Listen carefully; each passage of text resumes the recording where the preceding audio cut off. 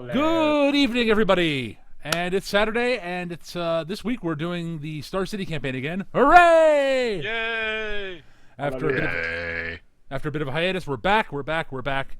This is issue 16. I said it was 16 last time I recorded, but I was wrong. Yeah.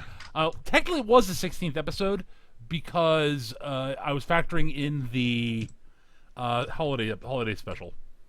Oh, right. So technically speaking, it was the 16th issue, but it's not an actual continuity. But in terms of actual numbering, yes. It was 15B.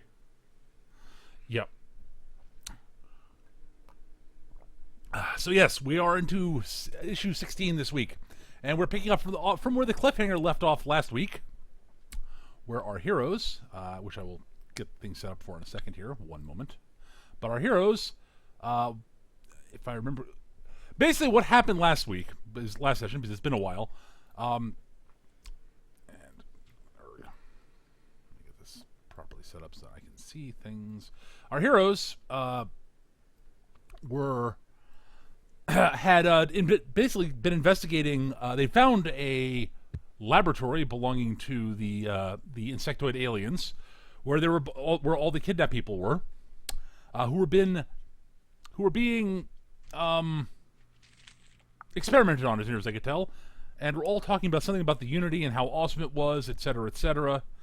And then they spent some time looking into some other weird stuff going on, and for various reasons had come to the conclusion that maybe some heroes have been abducted and experimented on, or things like that, and went off to talk to Hiveminder and some other heroes whom had dropped out of touch for a little while in New York. It was Hiveminder, Tempest, and Ebon Blade, and found some weird stuff in Hiveminder's base, which they had gotten into because it wasn't locked. Who gets to lock their secret base? Hiveminder and Gur. Yeah. Also, honestly, it's Hiveminder. I mean, Right. So they eventually, the heroes pop back after seeing some weird stuff, and Hiveminder and and apparently his two new buddies, Ebon Blade and Tempest, showed up. They talked for a bit, and it seems that that Hiveminder, Tempest, and Ebon Blade are acting strangely, and seems that they have been affected by some sort of mind control effect or something like that. And are being very aggressive towards our heroes, and a fight is about to begin. It's a bit more than that, but But we totally got called away to go kill a spider. Yeah, Giant totally. interdimensional super intelligent spider wizard. That's the story, and we're sticking to it. Yeah. So, you guys should go... actually, I can just... wrong map. There we go. And I will bring you guys to the appropriate map. Force players, the current map. And we will switch over to the map tool screen. And that is roughly the situation, if I remember correctly. Why am I not loading that? There we go. It's taking me a while to load, too. Oh, damn it. That didn't update for some reason. All right. Eric, one quick question for you. Your Dr. Arcane's dodge is 6, if I remember correctly? Let me double check. I think it's 6. It sounds right. His dodge and parry are 6, if I remember correctly. Because his toughness is 14. Yep. Yeah. Yeah. Yeah, and what are your fortitude and willpower? I'm looking that up now. It's taking a little bit to load. That's fine. Load. Yes, my dodge is 6. And your parry? My fortitude is 8. Will's My 12. parry is also 6. And your willpower? My willpower is 10. All right. And your initiative? I forget how to calculate that. Oh, 1. There we go. So, +1. There we go. There we go. Your token should be updated properly now. And I'm making sure you have ownership of it so you can actually do things with it. I have no map. My map hasn't loaded up. Is it saying it's loading? Oh, it is, but it's very... Oh, there we go. Yay! Yeah, it took me just a little bit less time than you. Oh, because it's a picture. Yes. It's fancy. It is fancy. Is that the Who- dude? Don't think so. Who is Tempest? Looks like Gary Oldman from a distance. I don't know. He does look kind of like it's an Gary image I found online. There's a thread on Imager of people who look like they should be in comic books. Ah, Okay. And I thought, yeah, he'll work.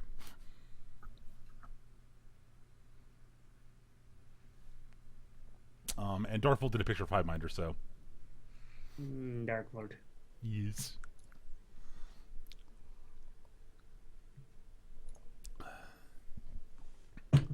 So yes.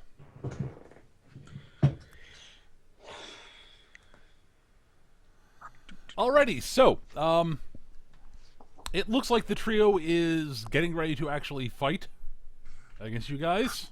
Right. So no, bad initiative window. There we go.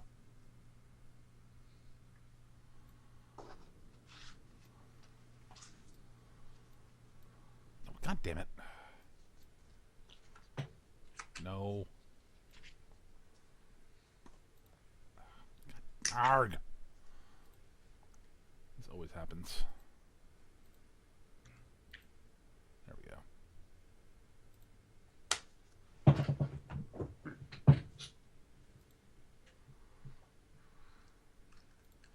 There we go. No. Stop that. Don't auto dock there. Initial window. Stop it. Oh, for crying out loud. Oh, there we go.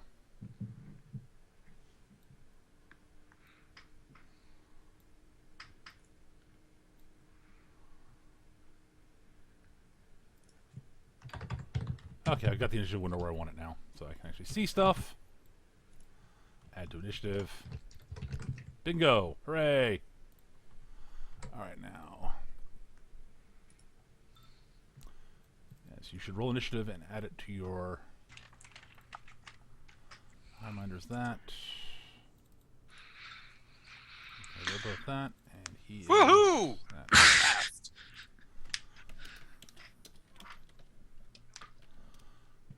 Da, da, da. Of course. Alright, well.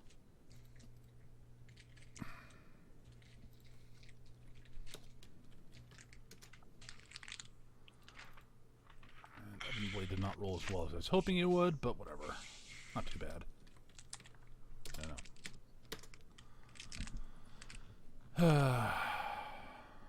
Alright, and sort. So, Eric, you are up first. Sweet.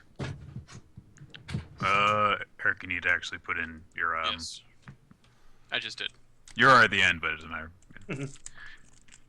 Okay. Focus the caster. I'm gonna use my super runny flippy abilities to flip over those two, and wow, that's Mount his there it head. goes. Yeah, there you go. And I'm going to attack Tempest with my sword. Okay. Wata! Oh. 24 versus his Parry of whatever. 8. So I think I adjust it.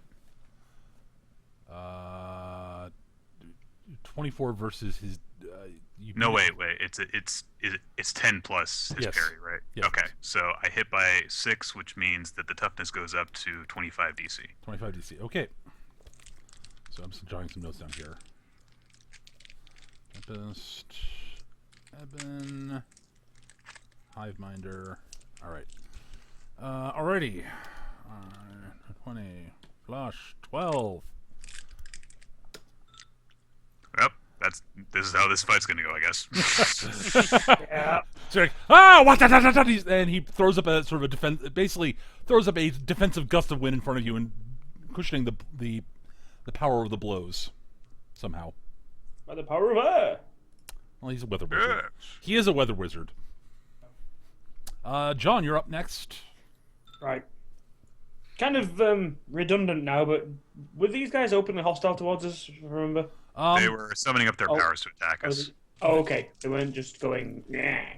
Basically, you guys had basically trying to get them to go into the cave, into Hiveminder's base first. They were trying to get you to go into Hiveminder's base cave first. You guys, you let us attack you. No, you let us attack you. And you guys basically eventually did let it slip that it was. You guys sort of let it slip that you suspected them of something's up with them. So they decided, well, we'll have to attack them then. Now, I'm gonna go after Hiveminder then. all I'll right. just take a normal shot first off. Oh, sure, leave me with the guy that's impossible to hit. Yeah. Ooh, hit. A 21 will hit Hiveminder. Hiveminder with his amazing average defenses attack. Yay. So yours is power 8, so it's DC 23. Jeez. Damn it. The Move to energy, the energy bolt glances off Hiveminder's armor. My defensive position. Done. All right, Ebon Blade is up next. What is he gonna do? He is actually going to delay for a reason, which you will see. So he will. I'm just gonna move him down the initiative order. He's going to delay until after Tempest. So I'm gonna set his initiative. I know what he's going to do. To 13.6. So yes, he is biding his time. He's drawn his blades. Well, he's also only currently you notice that he has several swords on him. He's drawn his longer two-handed blade, which is unsurprisingly black. A name like Ebon Blade, I'm shocked. Yeah. You can look at his sort of costume. It's mostly dark colors. If I remember correctly, Nick knew who he was mostly, right? Yes. Right. Yes. So you remember he tended to focus on operating at night for the most part. Yeah. So he's got black blades so that he can attack from the shadows and stuff without glinting steel giving away his position. Exactly. All right. Well, Hiveminder's up next. What is he going to do? Which of his crazy, bizarre powers is he going to do? Well, first off, he's going to start flying. Oh. He can fly. So the wings on the back of his armor start fluttering. You hear a buzzing noise, these humming buzzing noises. He zips up into the air. And he says, "It will be easier if you just give up now, and you will thank us if you do not continue fighting. Really." Oh, we've been down this road before. Really, it's not really we've got anything against horrible Gestalt consciousnesses, except that we got a problem with horrible Gestalt consciousnesses. All right. Well, he is going to. What's he going to open up on? Well, John shot at him. So Hiveminder sort of zips up in the air, puts his hands to the sides of his helmet, and starts making. You hear sort of weird clicking and humming noises. And a swarm of insects comes spiraling up around John. Hey. All right, d20 plus 10. And the bugs do not actually effectively hit you yet. Good. I have to double check the actual rules on this ability. Hold on.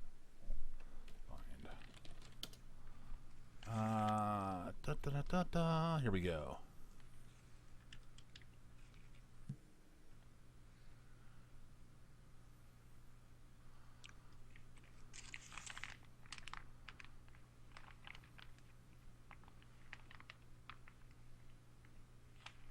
Yep, okay. As an aside, you will find this out, Gav, and it won't be a shock to you. But this attack has the homing addition to it. Oh, good. So basically, at the start of each of his rounds, as long as he has a free action to spend take a free action to maintain it, up to the number of times he's taken homing on it, it gets to attack again at the start of each round. Yeah. This guy is starting to Well, it's bug like me. Bug me! All right. Tempest. First off, summons up a gust of wind to hurl himself up into the air. That's just cheating. Well, he. Can every fucker fly? Well, I'm pretty sure Evan Blade can't. No. He said as Evan Blade suddenly sprouted a bunch of wings made of swords. Someone's been watching a lot of Bleach. No. They haven't done that in Bleach. They haven't done that in Bleach, no. Not yet. No, I don't think I should get around to doing that. They just run on air because they can. Oh yeah. Because actually ghosts, basically. That doesn't sort of explain the Quincy's, but not much does. And They're then half ghost. Their mom was a ghost. and he then proceeds to basically starts chanting, making various sort of hand gestures, as he casts a spell, and the sky clouds over, and a heavy obscuring mist covers the battlefield. Oh, this isn't good. So there is a level of concealment for everybody in the area effect, which is basically most of the battlefield. Evan Blade gets to go now. Oh.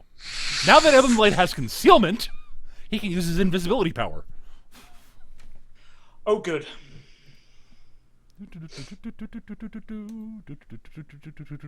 Poof.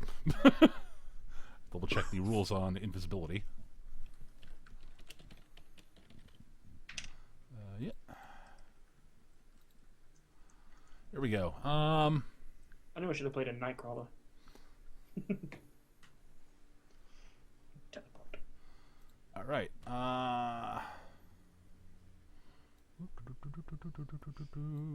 Nope. Stupid thing. Sorry, Eric. There's a clue. Of course. Yes. Well. And then poof. He appears behind you, attacking you out of nowhere. So he gets a bonus to his to hit, which he will trade in for a all-out attack. Quick question. Yes. Is he still radiating heat? No. Is it an illusion he's using? No. Fuck! Sorry, Eric. I disbelieve. So he's trading 2 points of to hit, which he's getting a bonus. He's getting a bonus to hit you. Mm-hmm. Trading that for seems extra familiar. damage. Yep. So plus 12 to hit, which is his base attack. That'll hit you. He hits Dr. Arcane. Yeah. Well, he does not have auto attack or anything like that. Okay. But it is a power. It is effectively a power 10 attack. So Okay. you got a 50-50 shot of just shrugging it off Yes. completely. You are the most heavily armored guy here, so. Ooh. Or I could hero point that. Yes. Remember, you all start with 2 hero points. Right. There you go. There you go. Much better. Okay, so that makes it his turn. Dr. Arcane, you're up. That was rude. He's no longer invisible, I take it. He is not currently invisible now. Okay. I will fly up in the air, and I will ignore the concealment with my infravision, because I can do that, and promptly blast him in the face. Go for it. First off, I can fly too. Now fucking die! Well, he dodged out of the way of that. It's, yeah. Whoop.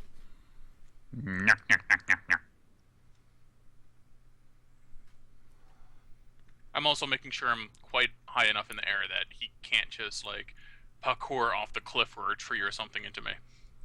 Fair enough. Fact. Well, fly. Although there. you're not really sure how high he can jump, so Yeah. Using errant as a template. That would be, well, let's see. I've got a jump of. I only have 1 in jump, so that gives me a 30-foot vertical, I think. All right. Well, Aaron, you're up. So you can definitely fly higher than that. Yeah. Okay.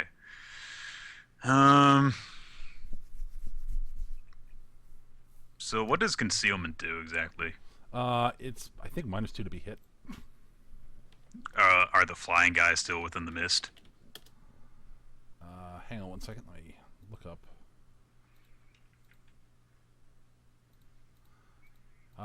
The flying guys are Hiveminder is not Hiveminder's low enough you could attack him, so no. So he is still in the mist. Tempest is specifically above the mist, though. How high is he exactly? He is 50 feet up. Okay, good enough. You can get him because you can jump higher than he's probably expecting. Right. Well, I'm not going to do that yet. I'm going to shoot him with a knockout dart. Okay. So let's see. This is crap. That is gone. Is plus my dexterity. Let me see what I got here. Yeah.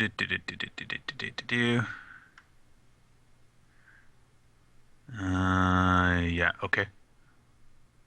Plus 9. All right. 23 to hit, so that will hit. Yeah. So this is going to have a fortitude save with a DC of 21. DC 21 fortitude save. What is his fortitude? Hopefully lower than his toughness. Yeah, it is lower than his toughness. Sweet. It is a whopping 10. Yes! That's only first degree of impairment, but let's see here. That knocks him down to fuck, what is this? What did I put down for this shit? Dazed. He is dazed. Okay. He is dazed. Okay. Got it. He is dazed. So he only gets one action. Mm-hmm. Okay. And however, this, let's see. He's going to get a save against that at the end of his next turn, though. Right. But he's only getting one action on his turn. Right. So he won't be able to fly higher or anything like that. Got it. Or he could, but he can't attack. Mm-hmm. Oh, yep. All right. And then I'm going to take a position over here. All right. That's my turn. Alrighty. Okay, well, that brings it up to John's turn. Right, so what's the penalty for this concealed? I believe it's -2. God, okay. And there's only Tempest that's unconcealed at the moment. That is correct, but he's also dazed, so I believe you get +2 to hit him. So do we try and wipe one guy out at a time, or do we try and do 1v1v1v1? Whatever. Okay. Roll out the super gun. Drake! Oh, Mr. Tempest. Kaboom! You hit. You don't hit by enough to trigger the multi-attack, but you're not going to do much better than that. All right. Oh, nice! Ha! I believe that'll stagger him. Well, let's see. That It's means power 12, so he failed by 8. No, it's just dazed again, isn't it? No, it's power 12 says DC 27. Yes. So he failed by 13. He failed by 3 degrees, so yes. Yes, he is staggered. What's this dart doing sticking out? Never mind the dart. Ow! All right. Well, so he is bruised and staggered and dazed. Lovely. Wow. All right. Well, I'm just seeing if I can find the actual rules on concealment here.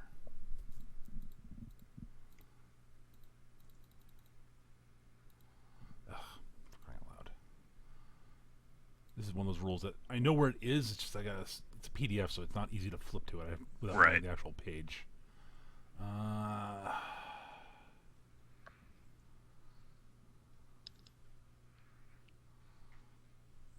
183 is where combat starts.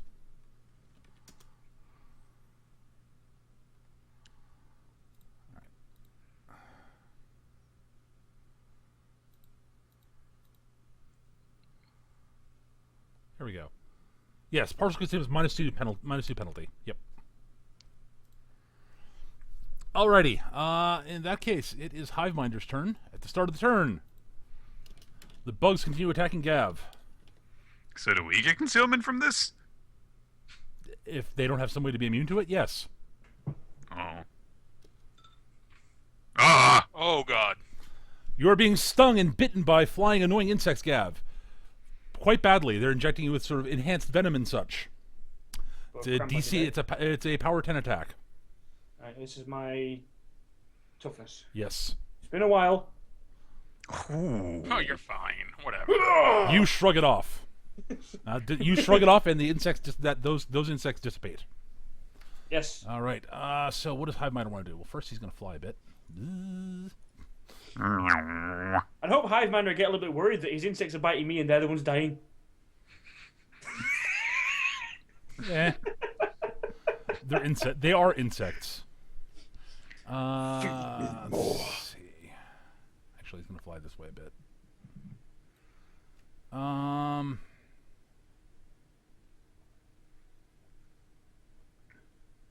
Don't run! Oh, actually, that's a thought. I need to make a fortitude test, don't I? Yes, you do. You No. fall on your ass. No wonder he hit you. Yeah. Not the bees! No!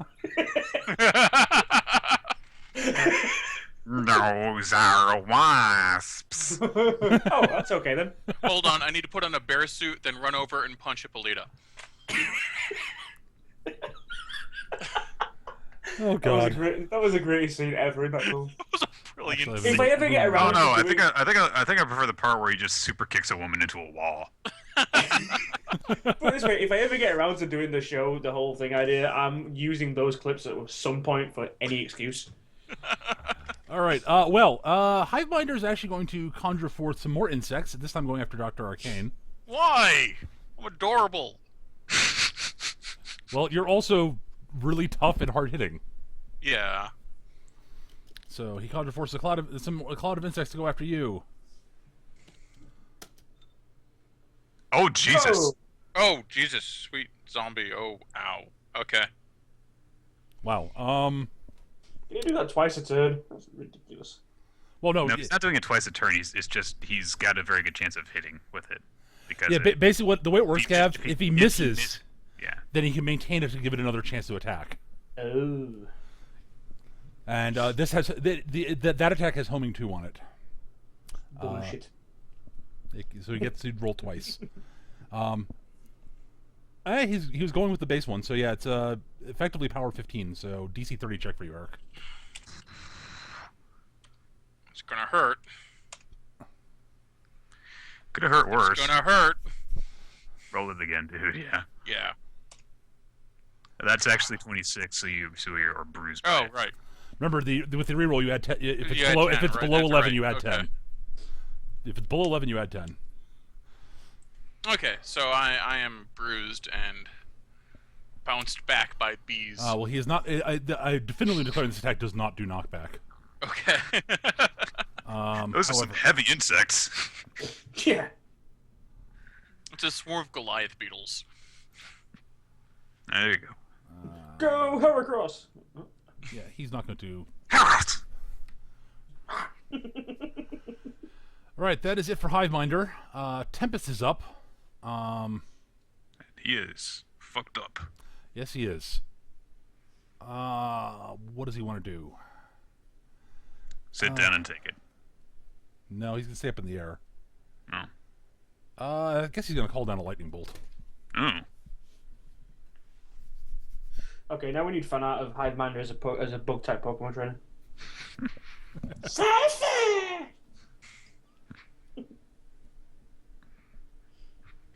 The question is it Gen 1 Pokemon or? All right, We'll leave that to and the artist. he is going to make this an accurate attack to give him a better chance of hitting. So it's going to be a less powerful lightning bolt. Accurate attack. Yes. So he's going after. Who's he going to go after? Actually, He's going after the tree. he's not going to go for the accurate attack. He's going to go for the stock attack. He's going after Dr. Arcane. Okay. He's out of rerolls though. Oh, dear come on, Lord! dear. Ow. It's a power 12 attack base, so power 17. So 32. Yeah. And Okay. Eric beating Only Magnus. dazed. Alright, so... Ow. Now, lightning bolt comes arcing down out of the sky and smashes you back down to the ground. Ow! I'm glad we Oh, decided. right, To focus. iron. I'm glad we decided to focus this guy. Yeah. I'm glad... well, the Zilbergen's now broken, so... And he has. Well, he's no longer staggered now, but he has to roll to stop being dazed. Well, he is staggered, period, because he was staggered by an attack. But he has to roll versus being dazed. It was a fortitude check, That's yes. so his fortitude is 10. There's his swing one. He's still dazed. Okay. All right. Evan Blade is up. And he's going to roll a 20 against Dr. Arcane. yes, that seems to be the theme. Well, he's going to attack Dr. Arcane. He's going to run up here, kick off the wall, parkour, leap up into the air, and come down with a strike on Dr. Arcane, overhead strike on Dr. Arcane. Oh, come on. Dr. Arcane's lying in there on the ground and just goes, oh, come on. Apparently, he can jump higher than me. Well, Dr. Arcane's been knocked to the ground. Yeah. Oh, okay. Remember the knockback from the critical hit? Oh, that's the knockback. All right. So it was straight Yeah, down. The jump was just for a laugh. Yeah. It was for style, so you get an overhead attack. And he is not he'll power attack, so because he's fairly certain he can hit Dr. Arcane. Oh, you are rather helpless right now. Oh. Hits exactly. Oh. Exactly. So that is a power 10 attack. Just power 10. Oh, come the fuck. Okay. That's staggered, I think. Yeah, it is. No. Yeah, it is. Technically, he had +2 more to that attack because Dr. Arcane was prone, but Oh, that still wouldn't make a difference. But- Wait, it's a wood. No, it wouldn't. it would just been he would have hit by 2. You would. Yes. Okay. So, yeah, we're in bad. Dr. Arcane's in bad shape. But it's his turn. Yeah. Vengeance! So you get one action this turn, Eric. I get what? One action. Move, right? You can move, yes. You guys, I need to heal. Where did you fly off to? Oh, where the To hell? this map. He can fly very, very far. I know he can. I'm just trying to. Wait, no, you can't. You're staggered. You're staggered. You can only move 2. Oh shit. Heal your ass. Yeah. I was just trying to find you. I'm like, where the hell did he go? I had to zoom out. Oh, well, now he's okay. I'm okay. Yeah, you're fine. A swarm of insects crept through his arm and bit every inch of exposed skin. A lightning bolt then struck him from the sky and knocked him to the ground. Then, in the huge dents of burning armor that lay in between, exposing his chest, a huge dagger plunged into his heart. And then he glowed blue and he was fine. I'll use my 2 movement points to Yeah, get like back a- up and Oh, floating. Major Zen's right. Hindered reduces movement rate by 1 rank, but you want Right. healing yourself now is actually probably a better idea. In all honesty. Yes. Especially since you just rolled a 20. Yeah. Yeah. Woo! And I assume I'm allowed to stand back up and dust myself off dramatically. Technically no, but I'll give it to you. Given that you crit on the healing check, I'll give it to you. Aaron, you're up. All right. Yeah, I'm but gonna- it seems like both sides have had the same idea of focus the mage, focus the mage. Okay, well, I'm gonna try and finish off Tempest. I will jump into the air, whirling my sword around. Okay. Here we go. Okay, well, that'll hit. Yep. He is bruised once. Was this the extended blade or the auto attack blade? This is the auto attack. Okay, so you hit by I don't hit by enough in order for it to increase anything. Okay. Well, you're just full of 20s tonight, aren't you? Apparently.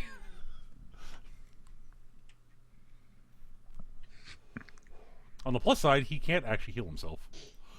Unlike Dr. Arcane. Alright, John's up. Okay. You're also on the ground, but you can actually move. Yeah. Run up here and take a shot at Tempest with the normal shot. Okay. Yeah, that'll hit. That's... That is bruised again. Yes. And dazed, I think. No. He failed by... he failed by 4, so it's only a bruise. Alright, so second bruise. Ow!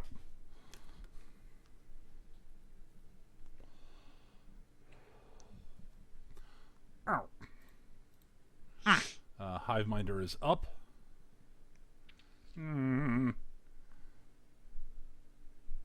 Tempest, you do not look good. My insect friends, aid my ally! Oh, you gotta be kidding me. And so several insects fly up to him. And inject him with healing venom! Yes. You gotta be kidding me. Nope.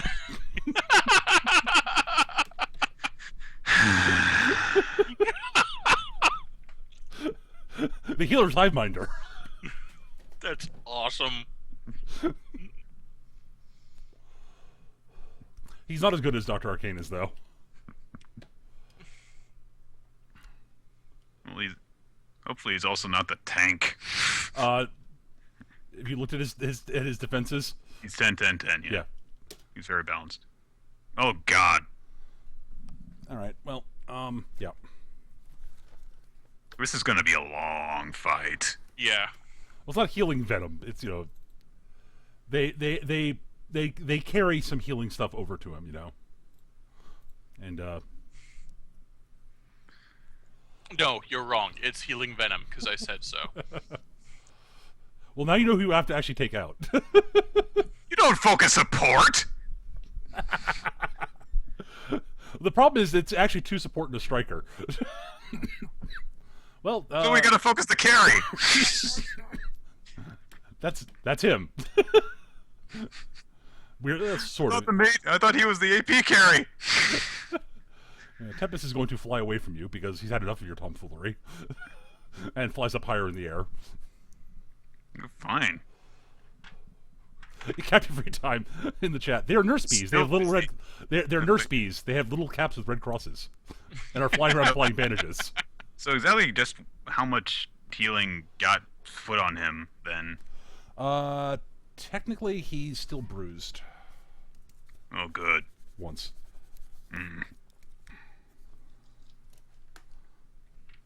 So like rescue dogs, but bugs.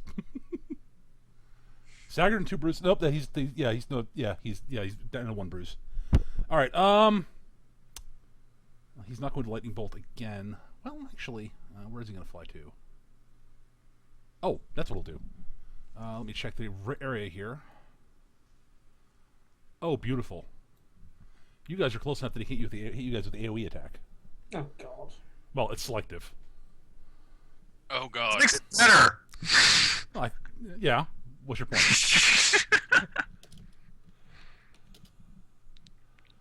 Page 144. Let me just double check the rules on this.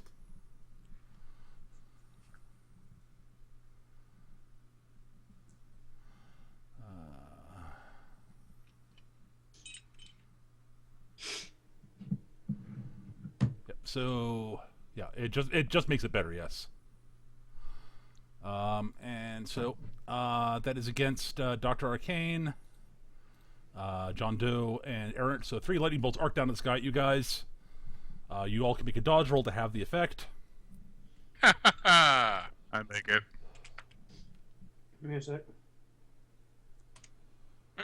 No, it's not. That's a D2. D2 equals +6 to... What? Dodge. Dodge is 13. Aha! Well, Yeah, Eric, Yep, alright, so... Light it, cold iron. check this again so I'm remembering this correctly. It's been a while since I've run this, so.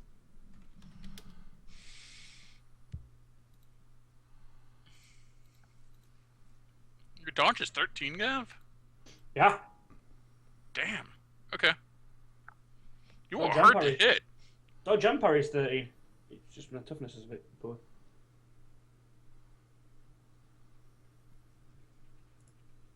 All right, yeah, so that it halves the ranks. That's what I was remembering correctly. Good. Okay, it is a. Let me just double check. Where's my notes here? It is only power 8 normally, so it's power 4 against people who made the dodge. So DC 19 for you guys who made the dodge. DC 20. I'm going to hero on that. DC 24 for Eric. Well, I got a 19. 18 even. Ow. Okay. What the fuck? Look at All that. 3 of us. 1-1-1. Well, no. I made it. All right, so Errant is in defense. Errant avoids being hit entirely, and John Doe is bruised, and Dr. Arcane is bruised and dazed. Yeah, my days, I only failed it by 1 for his 24. You roll, Eric. You rolled a 1. Yeah. That's He's got a 15 total. 15 total. That's you. That is a total failure of 5, which is 2 degrees of failure. Yes. Oh, okay. You failed by more than 1. Okay, I gotcha. No, I mean, I failed it by 1 degree is what I meant, but... Which would have been, if 1 degree would have been 19. Okay. So I'm dazed again. Yes. I'm annoyed. Actually, yeah, Tempest is weird. Yeah. Tempest has gotta go. Yeah. Evan Blade is up. He's going to attack Dr. Go Arcane again. ahead and attack him. Even if you get lucky and get past his bullshit toughness checks, I'll just heal him. Because the dice hate you. Yes, they do. All right. Well, he's going to go for an accurate attack on Dr. Arcane again. A power attack on Dr. Arcane again. But he misses this time.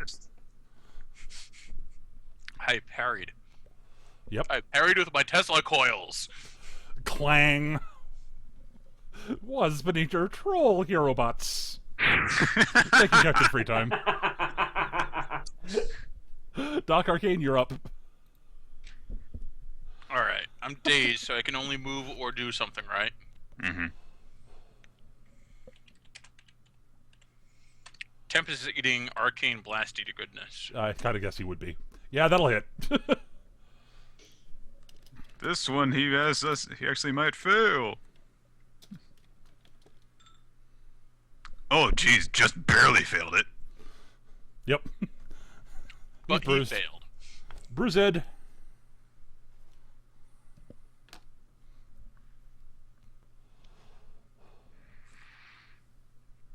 Okay. Aaron, you're up. So Tempest is flying fairly high now, He's now about 100 feet up, yes. but Hiveminder is not. Nope. What? No, don't come after me. I'm lovable what- Hiveminder. I'm going to hit him with my hammering blow. Oh, okay. Uh, Hiveminder not like this. Oh, I'm going to have to re-roll that. Yeah, because the invalid expression happened. Yeah. Oh, these are my old ones, so I forgot, so I don't have them replaced with the proper text. Yeah, unfortunately, the old. Yep. That's a pretty crappy attack. I will re-roll that one with the hero point. Okay. That'll hit. All right. So I hit by a total of 3. Well, that doesn't matter. He has to make a. I believe this is. I'm gonna have to double check this because I don't use this very often. All right, hammering blow. It's a weaken effect. He has to. He will make a fortitude check. Yeah, it's fortitude check, and with a DC of 22. Okay. Okay, he failed by 10. His fortitude is now down by 10. His fortitude is down by 10?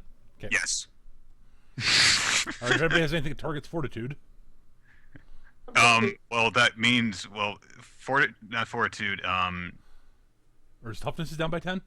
Yeah, that's it's because it's what the hell is this even affect? God, I can't even remember all this shit. Hang on, I'll look it up in here. Weakened. Weaken actually is what it's called. It weakens abilities. Oh, stamina is what it lowers. Okay, lowers your stamina. Okay. So thus it influences fortitude and toughness. Got it. Okay. Reduces stamina by 10. Ow! Yeah. So if we hit him, he will hurt. Yeah, his stamina is currently 0. His toughness is currently 0. Really? I believe there are rules for stamina for abilities being reduced to 0. Yeah. Yeah, that's actually. Oh, 10 power points. So it reduces stamina by 5. Okay. So it reduces his toughness by 5. Got it. Okay, we're good. He's not at 0. His stamina is very low, though. A chunk of his toughness is from his armor, so hey, he's not in good shape. Points. John, you're up. Okay. Well, we'll continue that then. Oh, that makes sense. Yeah. Okay. It reduces Well, by it's 10 nice. Yeah, I get it. Shoot. With the bug while his stamina is low. It'll go away. Okay. Roll out the super gun. Oh no! Oh no! Is he still concealed? Yes. Okay, so it's +6 to hit this one. Yeah. Here we go. I'm going to hero point that. Wise. Oh, There dear. we go. Worth it. Worth it. Hiveminder. He was really annoying with that bullshit healing power. I believe the phrase for that is "worth it." So let me see here. You have multi-attack on that. Yep. So, well, let me see. So you hit by 6, so that increases it by 2. It's a critical hit, so it's increased by another 5. It's only +6, the mega cannon? I thought it was +8. Because he's concealed. Oh, right. So it's +7 to a DC 20. So DC 34, and he has a toughness value of +5. See how much he fails by. If you roll a 20, I will hurt you.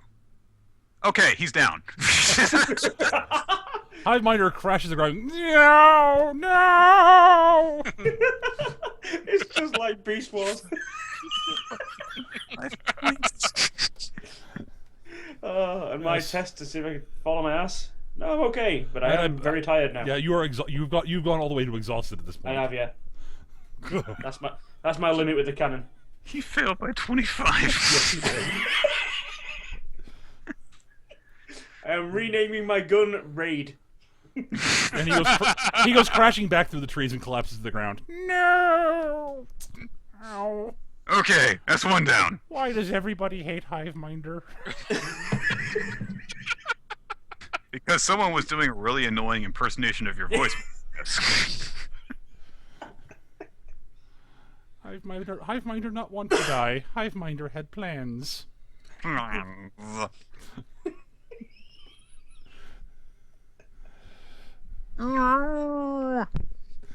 Okay, well, Hiveminder's out of it. Tempest is up. Tempest is okay, what does exhausted do to you, Gav? I have to double check this. It's bad, I remember that. Yeah, I pretty much just blow my load. I was going to use my hero point to resist that, but You're out. I kind of need it. You are impaired and hindered. That's not good. Yeah. What does that do? Well, hindered means you are slowed. Alright, I don't plan on moving. Yeah. You might want to later. All right, you're at -2 penalty in all checks. Ooh. Protect me, minions! So impaired is impaired characters at -2 circumstance penalty to checks if the impairment applies specific. Yeah. Okay, Mage is saying it's -1 to speed ranks and -2 to active defenses. That's not what it says in here on impaired. Okay, I'll go with the book. Yeah, impaired characters at -2 circumstance penalty on checks. Okay. You're thinking of vulnerable mage. Yeah, basically you're at so you're like, oh god, why? Oh, worth it.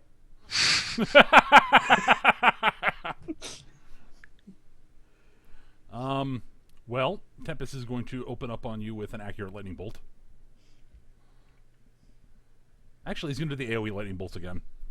Oh, god damn it. Fucker. Why? So, dodge checks. Remember, Gav, you're at -2. Yep, it's okay. It's only still +11. I'm a ninja. God, can I get a bonus for making it by that much? Jesus. All right. Okay. It's power. It's a DC 19 check for you two, I'm and a bruised. DC 23 for Gav. DC 23. Oh, so you're increasing the toughness, the difficulty rather than my. Well, no. It'd be DC 23 for you, because it'd be DC. Oh, It's a power. hit. Sorry. Right. Yes. Oh, come Well, I'm on! 21 Bruised. All right. You're bruised, Gav. again. That could have turned out much worse. Yep. Yeah. By the way, AoEs are bullshit.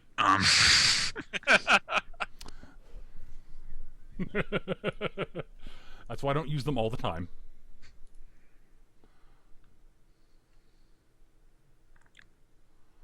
Eben's turn. He is going to use invisibility. Poof.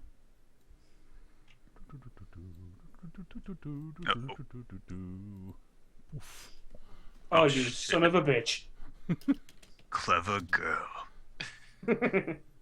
I will fire this gun again if I have to. I don't care if it kills me.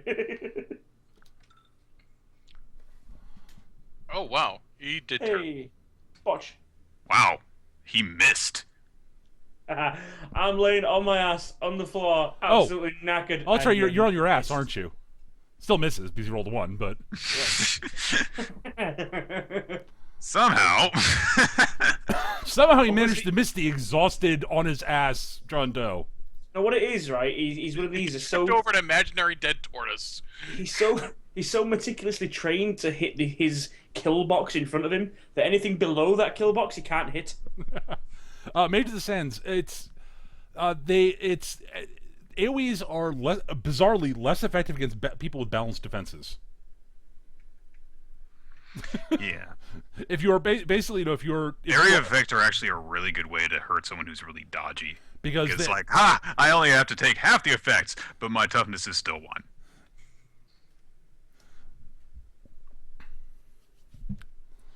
all right. Okay, Dr. Arcane, you're up. Damn it. All right. In the air, level with Tempest, blast him. Okay. Freem. Ooh. A solid hit. Very Palatable hit. Oh, Which we're not. he dissipates your energy blast with his own magics. Wizard fight. Aaron, you're up. What? Actually, no. Well, you're on the ground, so I don't think I'm going to get a bonus if I go around and flank him. Oh well. I will attack him with my sword thing.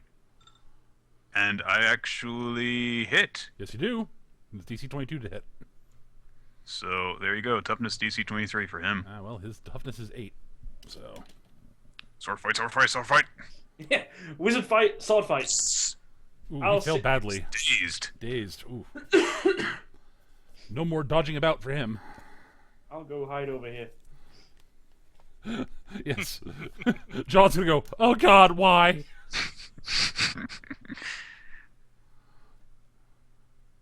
John, you're up. Right. I'm gonna step back over here. Well, my ass up. Put myself away from the fighting. Realize this is a weird mix of Harry Potter and Lord of the Rings, and then take a shot at Tempest with my normal gun. That misses. Oh, He's actually dodgy. Alright, Hiveminder is out. Tempest is up. Alright, well, he's going to Let's see. What other tricks does he want to pull out at this point? He's been using a bunch of his AoEs. He's been using lightning bolts. He should do something different.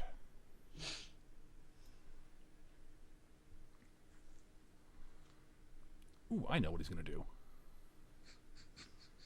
Yeah.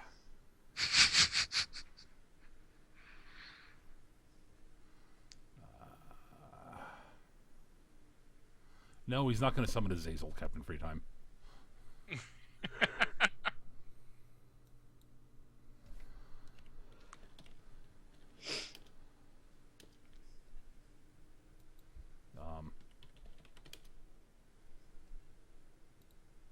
There we go. Next.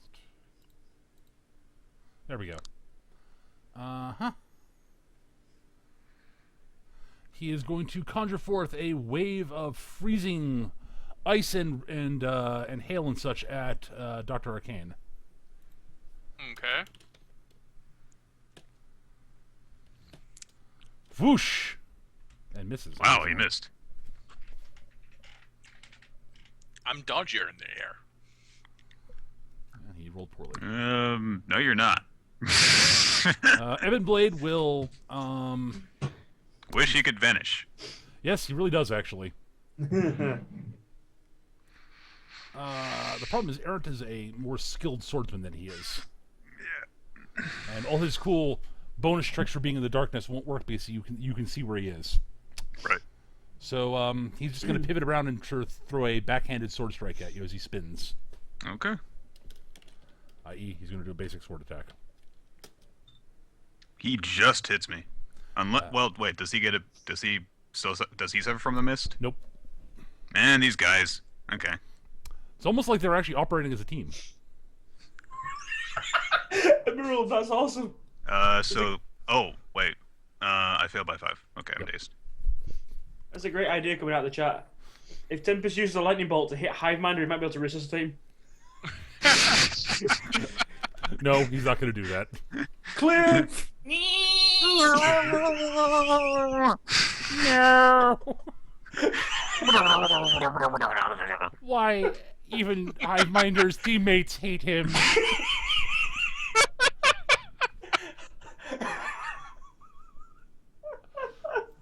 Dr. Arcane, you're up.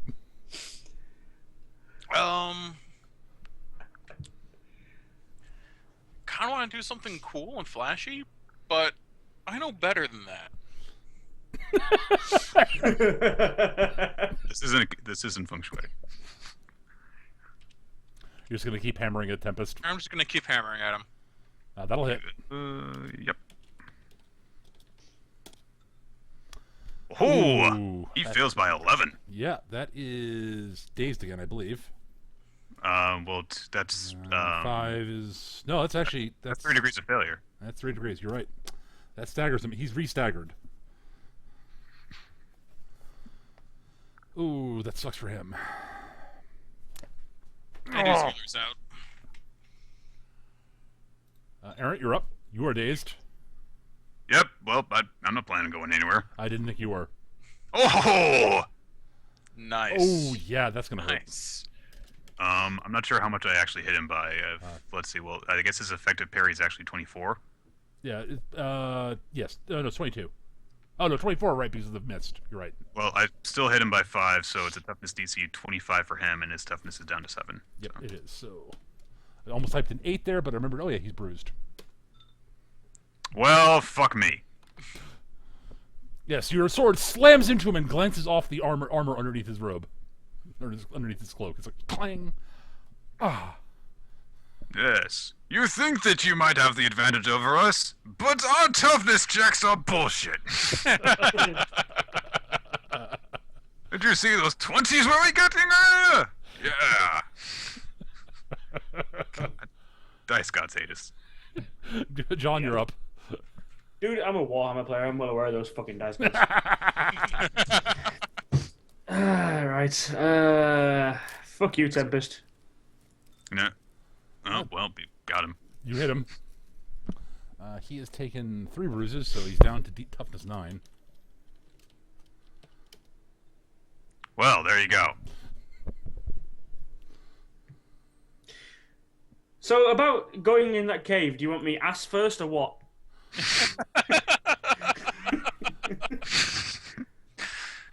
I'm just gonna spread out a bit so there's less.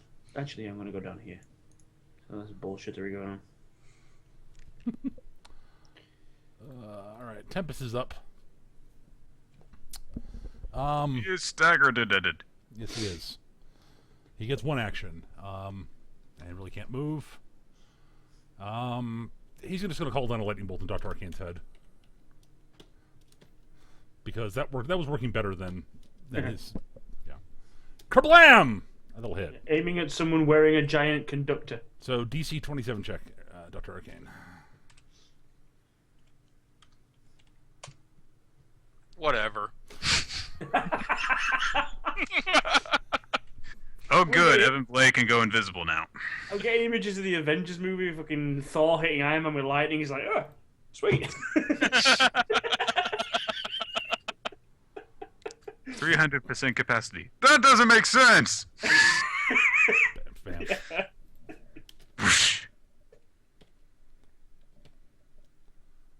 Wata! Okay. Fine. This is just a power 8 attack. Oh, just.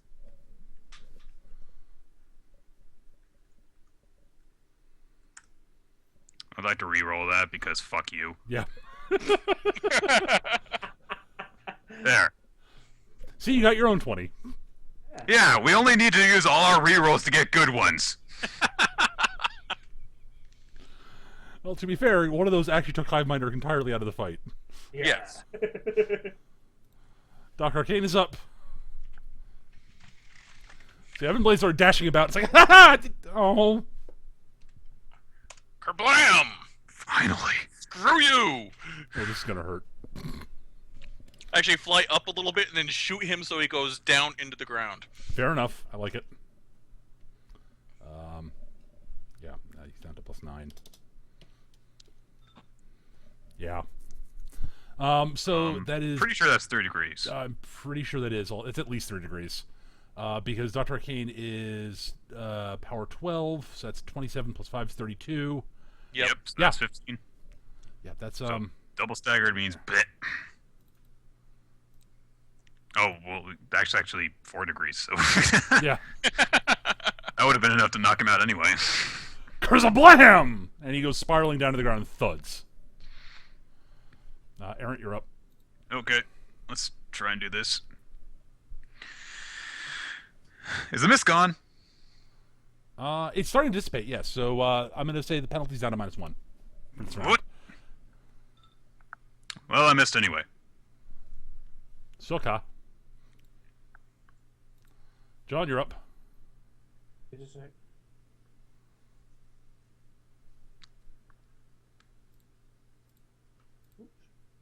Kev? I'm here, sorry. I was sending a text. -1 now, you say, yeah? Oh no, I'm still knackered, so... Say, you're only at like -3.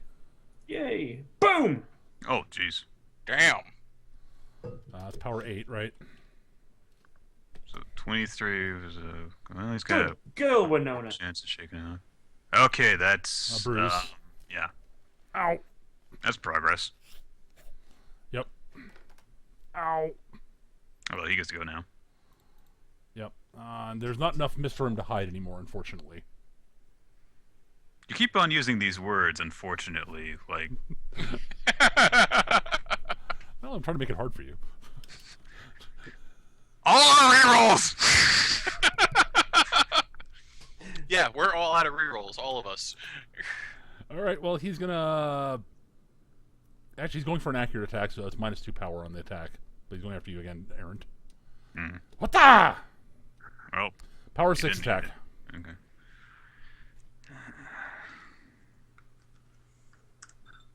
Okay, I'm dazed. Yep. Major Stance is correct. You can use extra effort to reroll you. That will make you tired. But you don't get the +10. Okay. He is correct on that. You don't get the +10 for rolling less than 11. But, yeah, so... Dr. Arcane. Skirbam.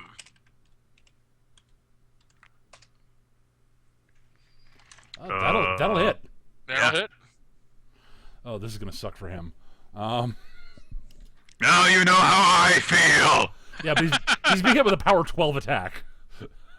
Now he knows how I feel. Okay, that's 3 degrees. Yeah, he's staggered. Ow. Yep. Ow, ow, ow, ow, not good.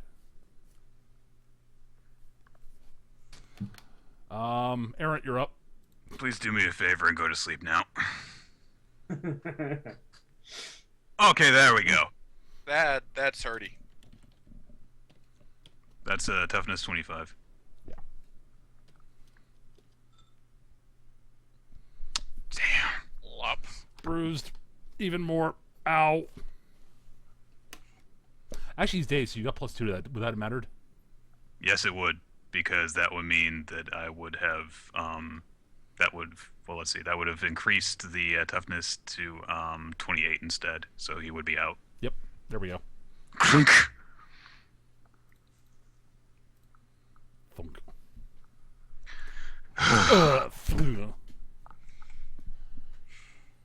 Well, that was a jolly romp, I say, as I float down to the ground. Except for that time where I almost got beaten to death. I mean, Yeah, but I got better. I'm okay. Alright, first thing we do, check their temples. Yeah, or their cheeks or whatever. Yeah.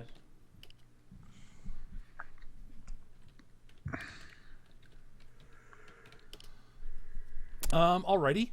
So you're going to sort of remove. Okay, so let's see. Tempest, you can actually easily see, and yes, he's got something on the sides of his head. They look. Gotcha. It looks different than the ones you saw from the aliens. It's larger, more crudely built. Yep. Same on Ebon Blade.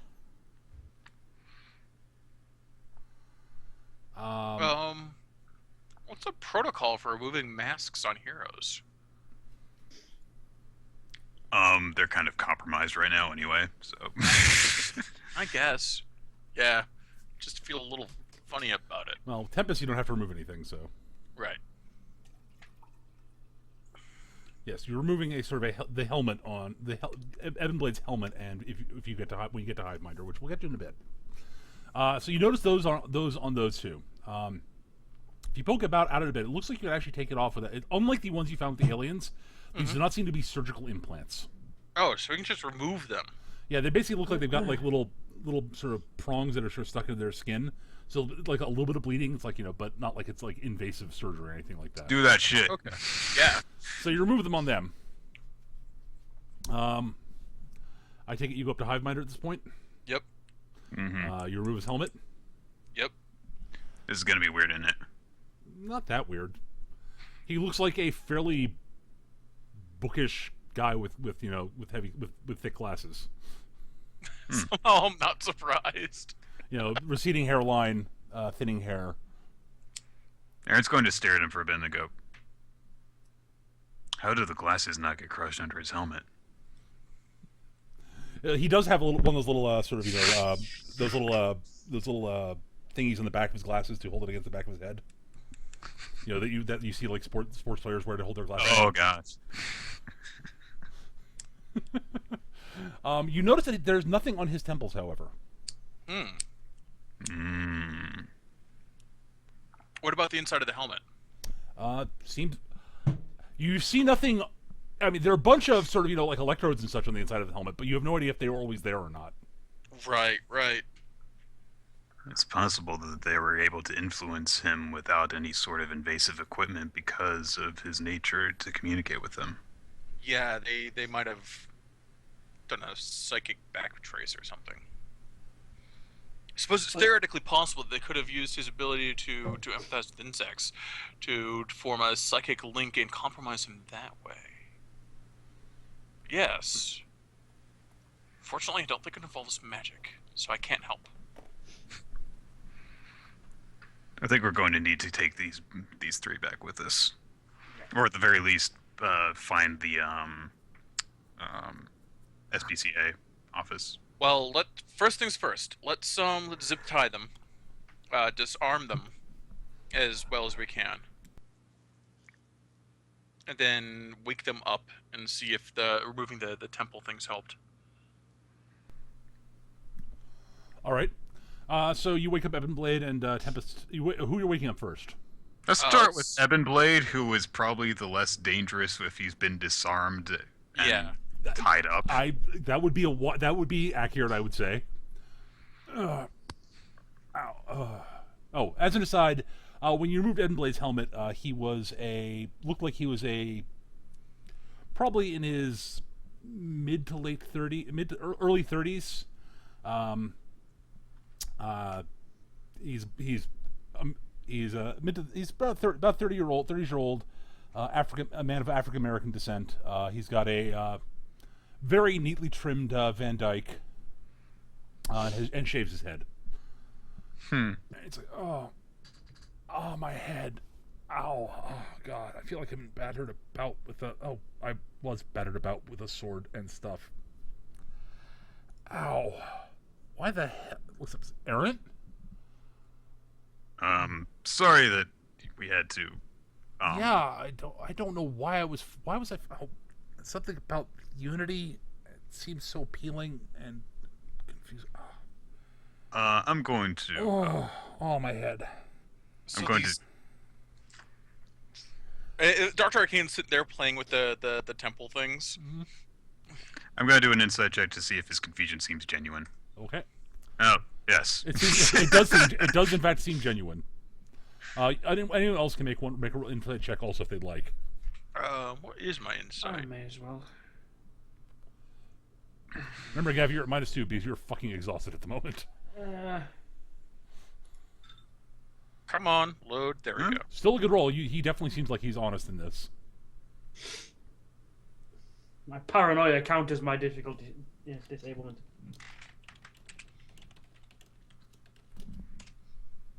Okay. Yeah, it's telling the truth. Well, God. or he's a very good liar. Yeah. Let's see. I'm going to. Yeah, it's quiet. I no longer hear the voices in my head. Well, that's good. Apparently, these devices here, and I'll hold them up so that you can see. It not like not the way it sounds. I mean, it was like. It was like you were communicating with 1,000 other people. All of them were thinking the same thing. No, they weren't all thinking the same thing, but they were all sort of communicating easily and sort of, it was like having a one-on-one conversation with 1,000 people simultaneously and it making sense. Very strange. Well, that's apparently what these devices do, and I hold them up to show them. You had sound jammed into your temples, and the insect aliens that previously tried to invade and planted them surgically into some people we rescued earlier. These seem to be a cruder, temporary version. Yeah, I haven't seen those before, but I remember coming over here to see Hiveminder because he said he had something to show me. And the next thing I remember passing out, and then the voices and the unity, and I have to say it was almost euphoric. Yes, because adult consciousnesses are kind of that way. They have a tendency to remove one's free will, though. Well, it didn't really seem like I'd given it my free will. It just seemed like I was doing things to make things better for other people. If it's a matter of being influenced by being able to communicate with people like that, it makes sense that Hiveminder was swayed, because that's simply how he communicates with people. Oh. Well, insects at least. Yeah. Hopefully he's okay. He's really a really good guy. Weird, but a good guy. Oh, I agree. But I suspect they did a kind of psychic attack to influence him and sway him over, using his own abilities against him. Oh, damn, that sucks. I might be wrong though, but I suspect that's what happened.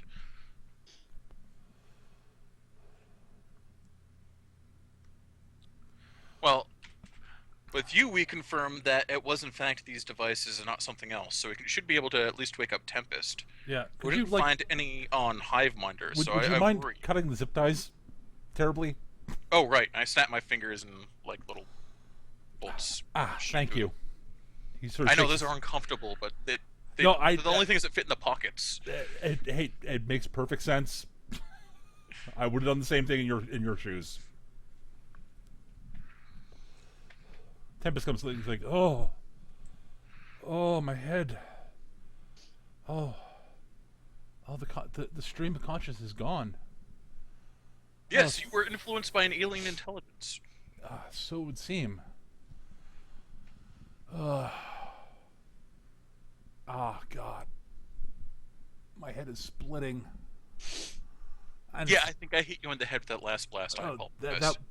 No, it's not that. It's the consciousness, the stream of consciousness going away. I think is what it is. It's sort of leaving It's leaving. There's like a void almost there that was there, and my brain is trying to cope with that. So they've gotten used to it. Oh. I'm going to approach Evan Blade and give him his swords back. Oh, thank you, thank you. He sort of resheathes them. Oh. You've gotten better since we last sparred. Well done.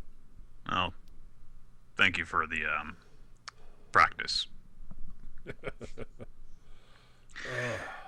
I don't think that we can trust Hiveminder to remain conscious.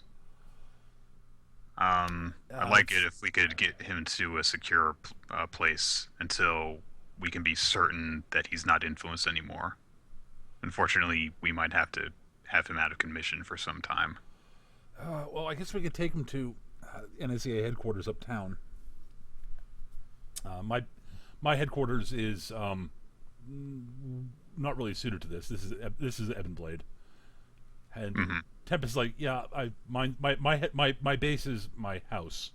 I have a library, but that's really about it. I understand.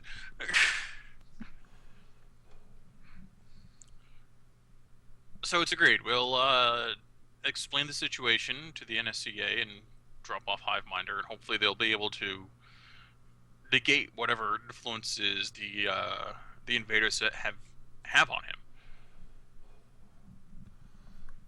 Do you think there are other heroes who had something similar happen to them? Quite possibly. These seem to be pretty easy to attach. Okay. I mean, you really just got to get the prongs in the temples, and the devices seem to do everything else. They are so cool! Evan Blake gives you a look. I totally don't notice as I'm sitting there trying to crack the casing. He is a curious mind. Aha. Right. Well, Evan Blake picks up his helmet, puts it back on, pulls the hood back over the helmet. Right. Well, let's get Hiveminder. He walks by, seems wrong not having his helmet on. Well, I don't think any of the electrodes in there do the same thing these do. These seem to need to pierce the skin. So we could at least put that back on. Although we might need to have them investigate his helmet anyway, in case in case there's a device inside the helmet that would be causing it. It would probably also allow him to sick swarms of stinging insects on us, and yeah, there's still some stuck in the armor. Well, I don't actually know what the source of Hiveminder's powers is. Evan Blade shrugs. I have no idea. I know he can talk to insects, and he's got something. He's got energy blasters in the armor that he refers to as sting blasters. I'm glad we didn't have to see those. Okay. Well. Yeah. I guess we'll head out to NSCA, New York. Are you going to do anything to protect Hiveminder's identity? Yes. What? I'm going to put a towel over his head. I don't know. All right. Well, you can take the van over, no problem. Well, I figured we would do that anyway. Yes, yeah. But Make sure that we hide his head and such while we're transporting him between the van and indoors and so on. All right. And I'm totally going to talk up the van, assuming the Tempest and Ebon Blade come with us. They are coming along. They figure they should probably be there to give their sort of impressions also. Yeah. We're like, and check this out, and it can fly. Like our fourth member was not really a combat penguin. Really. Evan Blade Evan Blade holds up an index finger. Did you say penguin? Yes, he's a penguin. Isn't that cool? I have no idea how he holds tools. It's incredibly vexing. They're just kind of concentrating on driving.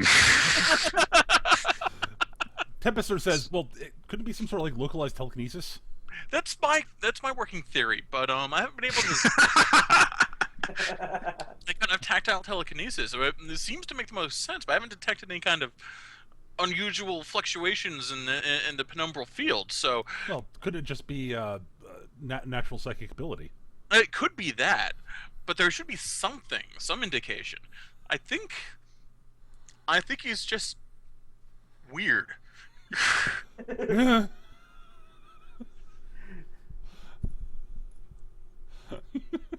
So you drive to NSCA headquarters. The GPS leads you there. And it is a more substantial building than the one in Star City. It's about the size of a larger, unsurprisingly, you're in New York City, so it's probably roughly the size of, a large branch of the FBI. Right.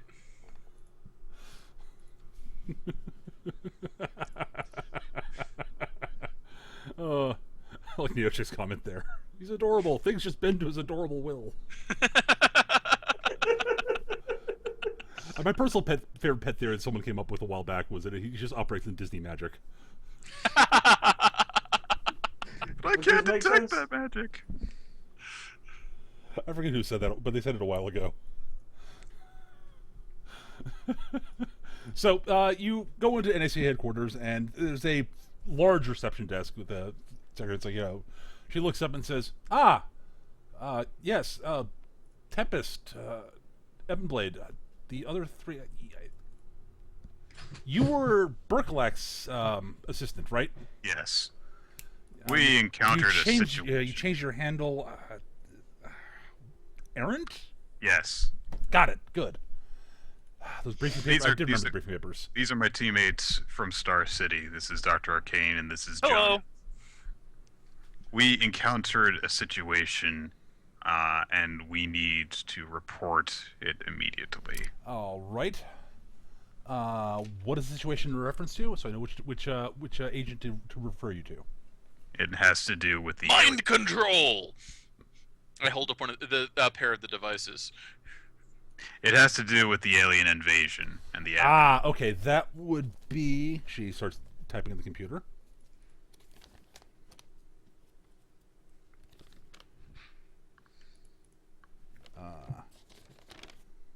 That'd be Agent Tanaka. One moment, let me put you through. She typed in. Agent Tanaka. Yeah, it's we've got some heroes here. They have some information, something they wish to go over with you, in regards to the alien invasion, and one of them said something about mind control. We've got Tempest, Ebonblade. Locals, Tempest, Ebonblade, and an unconscious Hiveminder, it looks like. And then 3 heroes from Star City, I believe you were told might be showing up here. Yeah, all right. Yep. Very well. He'll be right out. He'll take you to his office. Good. What's wrong with Hiveminder? Well, we didn't find any of these devices on him, so we think he may have been influenced via other means. Oh, Hiveminder's head hurts. Hiveminder not want to get up, sleep in. How you doing, Hiveminder?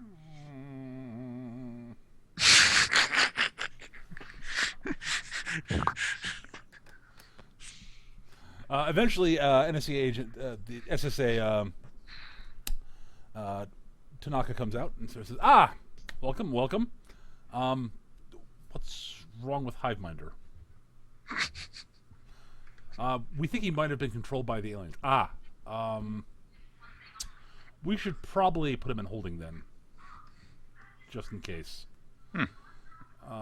Yeah, so he brings over a couple of agents. They say, take them down to interview 2. Restrain him, but not too, strenuously. It's Hiveminder. He's a good guy. So they escort Hiveminder off, who's sort of Hiveminder sort of like, he's sort of semi-conscious at this point. John did a bit of a number on him.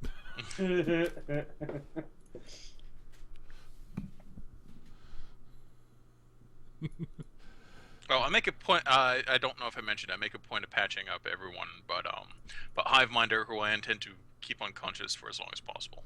Yes. Well, as I said, he's started coming around, but is remarkably out of it at the moment. Right. All right. So you are taken into a large office, and he says, "Please be seated. Coffee." Certainly. Thank you. He basically has someone bring in coffee and such. He says, "So, what's the situation? You said Mavis said something about mind control." Yes. Here we found these devices on Evan Blade and Tempest, which the two of them look remarkably chagrined. Sorry, which seem to be cruder temporary versions of ones we found on citizens that had been kidnapped by the aliens earlier. They seem to impart some sort of link up to a well, they can explain it better, but mind control. Aha. And they're all right now? Yes, well, it seems to be entirely dependent upon these devices, except with the possible exception of Hiveminder, who we didn't find any of these on. I see. My theory is that the devices enable a communication between the aliens and the attempted mind control victim. Because Hiveminder can already communicate with insects and was somewhat successful with the alien race without the devices, they may have been able to influence him without any sort of additional technology. The kind of psychic backhacking. That Agent Tanaka sort of knocks it. That actually makes sense. We found some plans probably related to the device in Hiveminder's hideout. It's possible that these are specifically his own designs.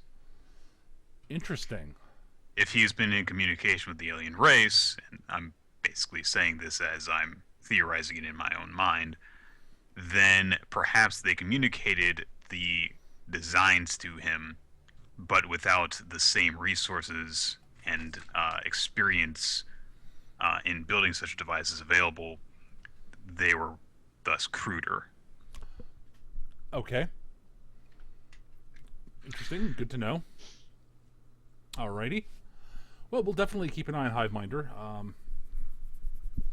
Hopefully hopefully this will be just some sort of temporary effect, because as strange as he is, he honestly does a lot of good. Hiveminder's a good guy. It seems like everyone actually really likes Hiveminder. I like Hiveminder. It's hard not to like him. He's, as I said, weird, but in sort of a good way. Mm-hmm. We're all a little strange here, anyway. Agent Taka chuckles a bit and says, it's understandable. If I might make a suggestion. We first learned of the possible problem by from news that Hiveminder and Tempest and Nip and Blade had not checked in with the NSEA as frequently as they tended to. If there are any other cases of this from any other locations in which it is known that registered heroes interacted with the aliens in some form or another and have not been reported back since, then we should look into in case any of them have been apprehended in the same way. All right. Well, now that we have this as a data point, that definitely is something to add to our databases. I'll get the information, spread the information out around to the NSCA, and I'll try to communicate. I'll see what I can do about communicating with other international intelligence agencies that might have similar relationships with local metahumans. Although, from taking... what I recall, not everyone who actually helped to repel the aliens is directly related to the NSCA. Yeah, well, worldwide, you know. Mm-hmm. What I would probably also recommend is anybody who portrays similar powers to Hiveminder, anything insect-based, I'd probably keep an eye on them as well. It's a good thought. We will add that as a mention. Alrighty. Well, anything else, gentlemen? We'll be debriefing Tempest and Evan Blade, but anything else you guys can tell us might be useful would be of use. I'll relay our adventure in the base, and explain the similarities that I've noticed between the devices we just found and the implanted ones. All right. Good. Alrighty, folks. Well,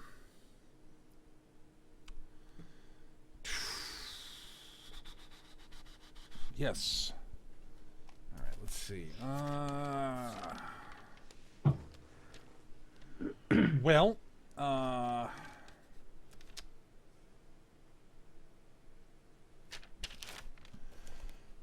right. Well, thank you for alerting us to this and bringing Hiveminder in. Hopefully, nothing too bad will happen.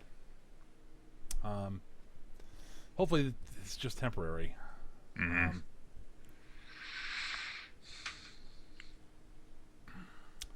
Yeah.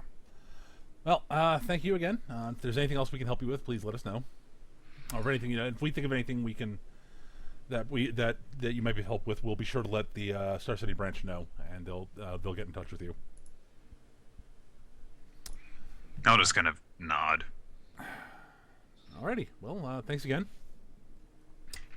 And as he's getting up, the phone in his desk rings, and he sighs and holds up a finger. Yeah, it's... Oh, really? Okay, good to know. I'm glad he's conscious. Anything of note? Well, yeah, it's Hiveminder. I mean, yes, it's Hiveminder. He's weird. You're saying he's being weird for Hiveminder. Tanaka arches an eyebrow. Dun dun dun. The concept boggles the mind. Yeah, I'll come and have a word with him in a bit. Yep, alright, talk to you later. Hangs it up. Well, Hiveminder's conscious. And seems to be annoyed that he's been restrained and seems very confused that we are holding him captive because he's one of the good guys, but is acting very strange for Hiveminder. He might be a bit concussed. It's possible. He's certainly a bit concussed.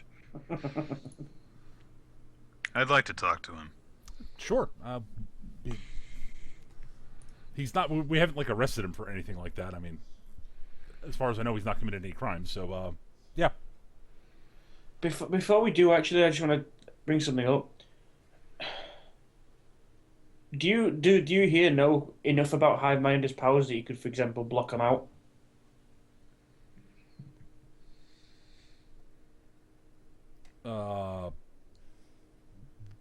In what way do you mean?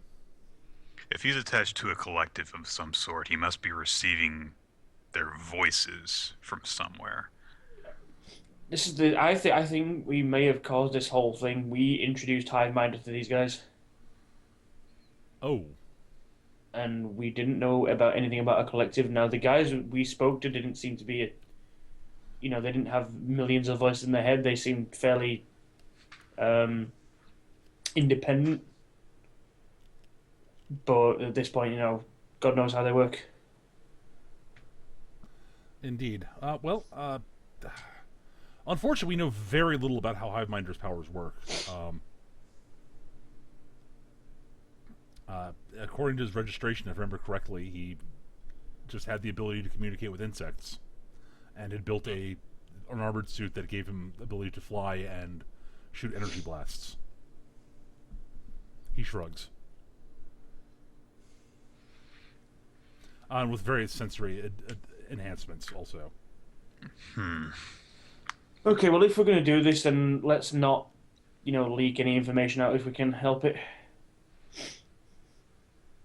Try and find out what's going on in his head, but give him nothing. Well, unless somebody stops me, I'm gonna head to the briefing room or wherever they're keeping him. Yeah, they're holding him in one of the interrogation rooms. All right. All right. And so, are you all three going in? Yes. Yeah, might as well. Okay. So you enter, and Hiveminder looks at him. Oh, is Errant and my other friends? Good to see you. Why am I being held here? I mean, why? I've not done anything wrong. Ryder, what can you tell me about this? And I hold up the brain device. It's a communication device. Allows humans to be able to communicate better with the Scrix the Scrix Unity. The Scrix Unity. Yes. The aliens, they are called Scrix. Mm-hmm. So we noticed that you weren't wearing one of these. Well, no. Hiveminder can talk with insects and was able to figure out how to communicate with Scrix. Oh. He's fascinating.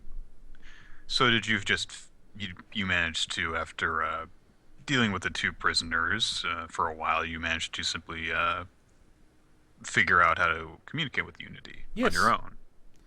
Yes, and they explain that there are ways to enable those without natural ability to do that to communicate through technological devices, and Hiveminder has some technological skill.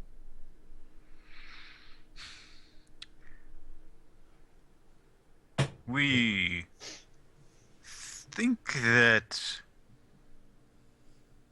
there might have been a goal that the Scrix had in mind other than simply helping others to communicate with them. Well,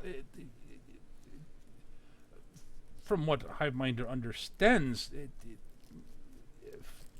part of the reason that there has been so much conflict between, from talking to Scrix, I was able to deduce that that the big problem in reason so much conflict between Scrix and non-Scrix is the inability of non-Scrix to fully understand. There's very big cultural differences between both, and without being able to experience the Scrix Unity, most humans cannot.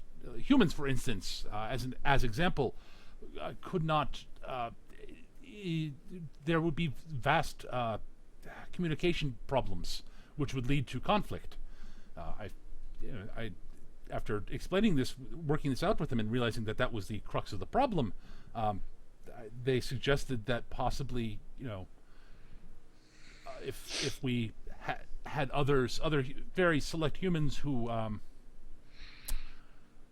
among the better of us, were able to communicate with them, we might be able to form an understanding and achieve peace, make things easier. Do you remember when we spoke with the two Scrix prisoners that they said that among the races that they come into conflict with, those that they do not destroy, they absorb? Yes. And you don't think that this would be their method for doing so? No. Well, is similar to their method for doing so. Yes. What is the main difference? Well, the devices Hiveminder built are not permanently implanted into humans. Amanda, do you remember It's not anything before you came here? Yes. things are a little fuzzy. I remember talking with you, and you all seeming very aggressive and dangerous, and having to defend ourselves against you. Hiveminder. He looks a little bit confused when he says that. Hiveminder, when we fought earlier, and we did have to fight, you were the first ones to raise arms against us. We were? That's not... I don't remember. Hiveminder does not remember that. It's odd as well. I'm going to say this to one side, to the doc, while the thing is saying. Eben Blade, when he was talking, it was like he was aware of everything that was going on, just that it was the right thing to do. But Seems to be some sort of subconscious influence. But Hiveminder remembers, doesn't remember the correct events. Hiveminder, when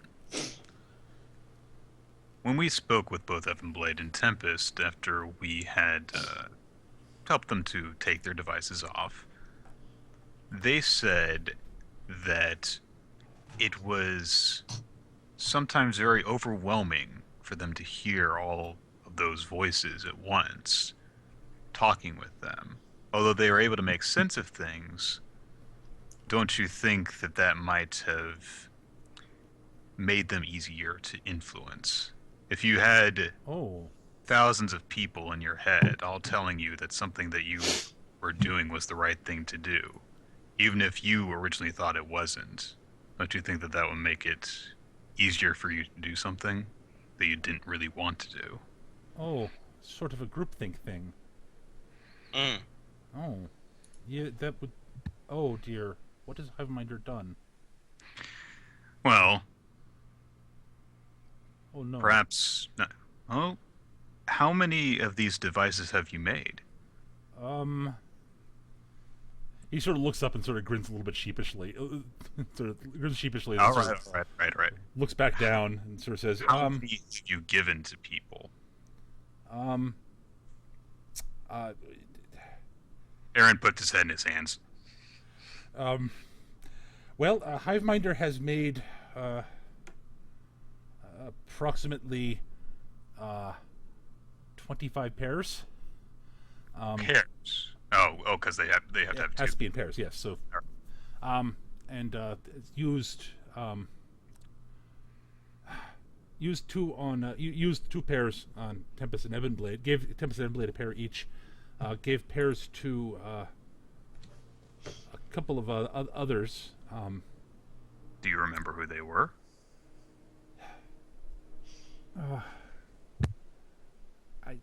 Why can Hiveminder not remember? What? Hiveminder, are you hearing the hive now? No, wait. Give Hiveminder a moment. I'm going He sort to... of closes his eyes and puts his fingers on going the sides At of his that head. point, I'm going to Yeah. very slowly reach towards my sword. yeah, hand on gun. Yep. He reaches up to the sides of his head and puts his fingers to his temples. Hey. No. Don't. Quiet, please. Need to think. No. Out of Hiveminder's head. We are not just... No. Hiveminder, you designed the transmitters. Yes. Is there a way to block them off? Hiveminder thinks so. Would that detail be included in the plans that you were writing on in your hideout? Could you give Hiveminder his helmet, please? Might be able to block out if I have access to helmet. Need Do to we sabotage. I'll get the helmet. Thank you. There might be some information on in schematics. Yes. I do not remember full details of what's there. Why can Hiveminder not remember? Hiveminder, we suspect the Skrix, was it? Yes, Grix. May not have been. I think they were lying to Hiveminder. Yes. We think they may have influenced you unduly. Yes, they lied to Hiveminder. Stop lying to Hiveminder. Out of curiosity, do you know what will happen if you only wear one of these? Or will it just simply have no effect? It would have no effect. Need to be able to form bridge across the entirety of brain. Mm.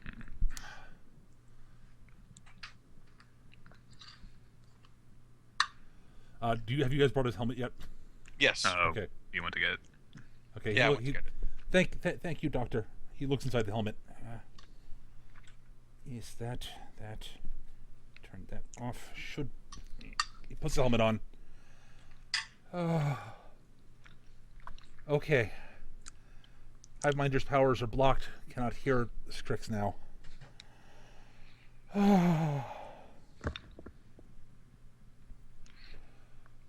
Okay. Strix have done something to Hiveminder's memory. Blocked off large chunks of our discussions. When I try to think of actual details, I just hit blank spots of memory. But they are no longer communicating with Hiveminder. But Well, you said that you had 25 pairs. Yes. Minus the 2 that you gave to Tempest and Ebon Blade, that leaves 23. yes, Do you have an inventory so that we can determine how many are missing? there should be. Okay, here's I gave. Remembering small details, gave a pair to visiting hero, whom Hiveminder ran into, and gave pair. And when he was wearing them, he said he would be happy to bring more pairs, bring some of the built pairs to some heroes he knew, who'd be good to be brought in. And Hiveminder gave him the rest of the batch, that batch, since Hiveminder could make more.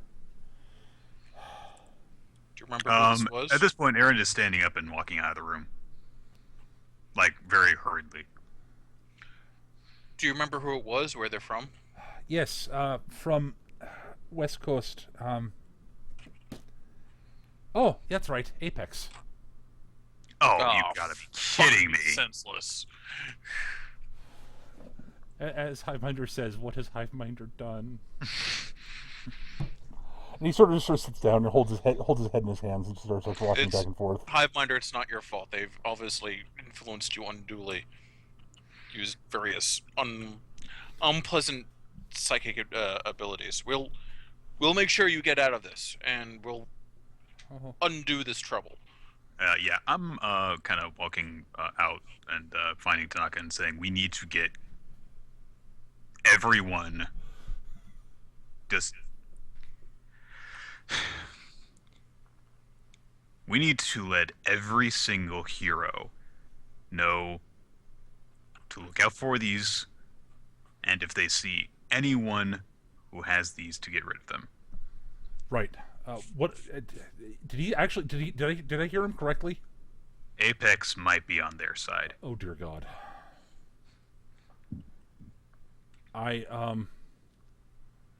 There aren't many who can actually, if it comes to a fight, who can stand up to him. You know that, right? Yeah. Oh, at least the fact that we don't have to actually beat him. We just have to knock those communicators off of his head. That's a plus. We might, from what I understand about Superiano, we might be able to bring her in just from the... What? I'm just saying, she kicked our asses. She might be able to go toe to toe with him while we take care of the situation.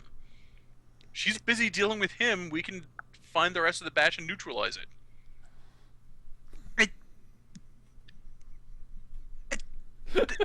What? We have to think of the greater good, man.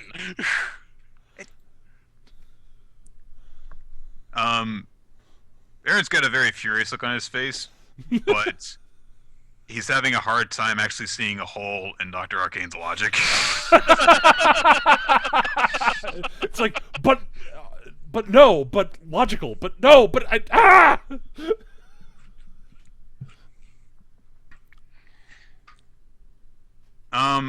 From what I know,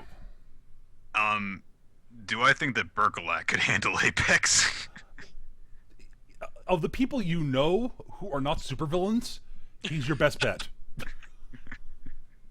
Who are not supervillains? It's like, yeah, okay, people who I know that could probably handle that could at least fight Apex to a standstill 1-on-1. Superiana, no. Baron von Toten, no. No. Archon, no. Berkelak, well, maybe. See, here's the problem. One, we have no idea how to get in contact with either Von Toten or Archon. Two, those guys won't back off. Those guys are no.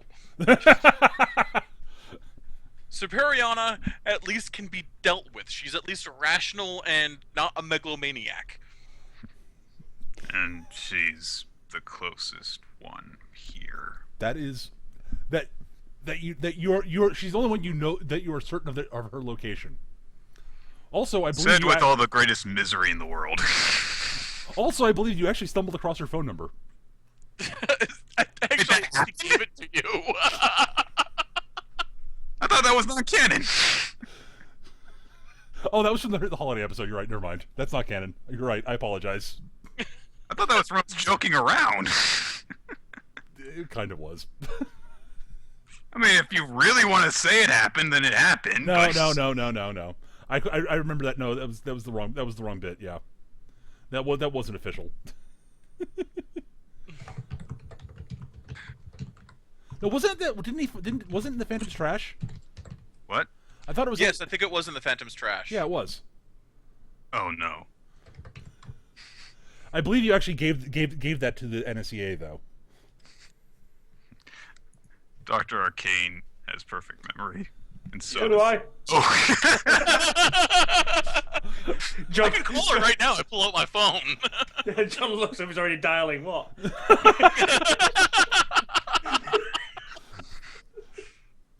Aaron's massaging his temples. Just writing out a text. Apex said you were a jump Stop it! up Stop bitch. it! Stop! What? If he's actually typing that, I'm snatching it away from him.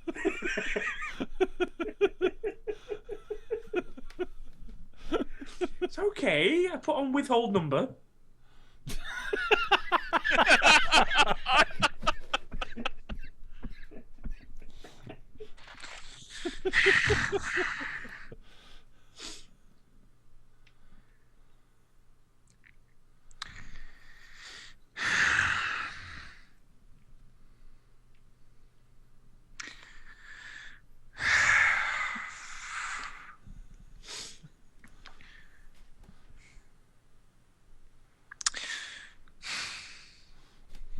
So we're in agreement then?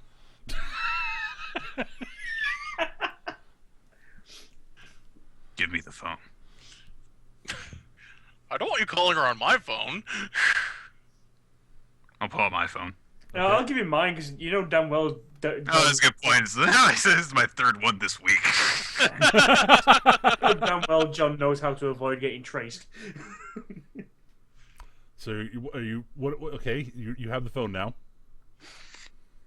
What's the number? It's all already typed in. 617-528-5555. She lives not far out of Boston. No, she doesn't live anywhere. And doesn't live anywhere within the continental United States. That would cause certain problems.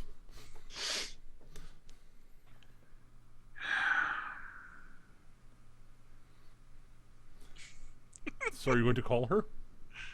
I'm gathering myself. No, I'm asking, are you going to call her, or are you going to text her, or what are you doing? I'm actually going to call her. Okay. This is going to be disconnected or something, isn't it? Yeah, I'll hit dial. Hello? All right. You hear the phone is ringing. The phone rings. After 4 rings, you hear a female voice. Hello?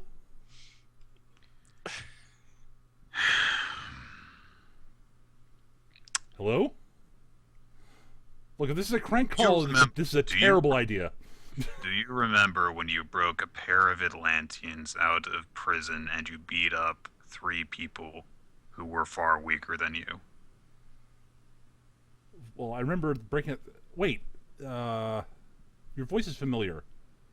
Wait. Errant, right? Yes. Oh, I'm glad you pulled through. You show promise. Dude, you made an impression. You didn't actually hurt me all that badly. Well, I wasn't really trying to. I was trying to make sure that you guys couldn't follow me, that's all. Good, I did actually manage to restrain my lightning powers to the point where I didn't just kill you. Good, I'm happy. You know, I don't have very good control over the lightning, so it's a bit. I would like to point out Aaron is sitting down so that he has somewhere to put his head against. I think she likes you. Shut up! No, I think No, John's not- right. No, not you. I heard voices in the background. I'm assuming someone is. So what is a young superhero doing calling me? And how did you get my number? We're very good at our jobs. Tell her that.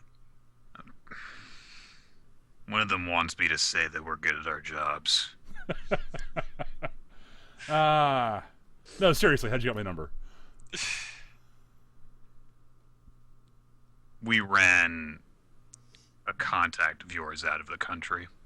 Oh! Out of the country recently. Oh, Prevenye. That bastard still had hung onto my number. You got it from him. So you found it, didn't you? Yes. Oh, I'm gonna have to do something about that. That's bad operational security. I have something important to talk to you. You're right. You're right. I do apologize. A hero would not call someone like me unless it actually was important. So Dr. great. Arcane is doing everything he can not to snicker and giggle in the background. So, honorable hero, what she says, dripping with a little bit of sarcasm. What is it? What is it that I can do for you? The aliens that invaded some weeks ago. Oh God, yes. Oh dear Lord, what have they done now? I happen to know that your encounter with them was not amicable. That would be an understatement, yes. So, I thought that you might want to know that they are continuing their efforts to subjugate the planet. And in the way of doing so, there is someone I think that you might be interested in knowing has possibly been brought to their side against his will. Oh. Really? Yes. Who? Tell her about Apex. Tell her about Apex.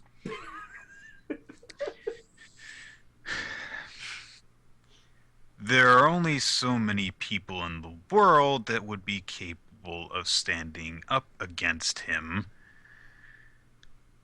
Wait, okay. This is the only reason why I'm contacting you. Oh dear. Wait, seriously? You're not. Also, ask her out. What do you? This is not the time or the place. Wait, you're Apex. You're saying Apex might have been subverted? Yes. Oh, sweet lord, that's not good. Normally, I would relish a chance. At hearing her say that, sweet Lord, what? Normally, I would relish a chance to go toe to toe with Apex.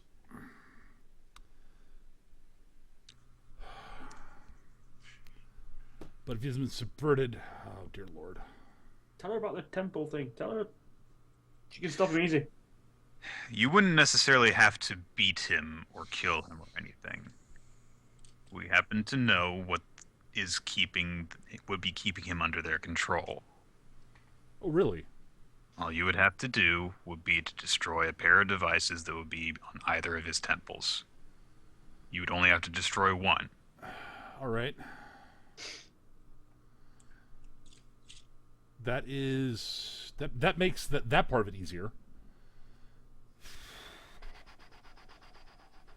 All right. Well, even if it was hard on that, I'd be game. Largely the fact that this sounds like it's kind of crucial.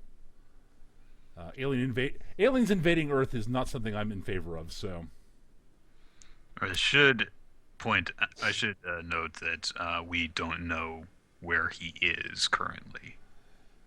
Odds are he'll probably be somewhere in the western part of the states. That tends to be where he operates out of.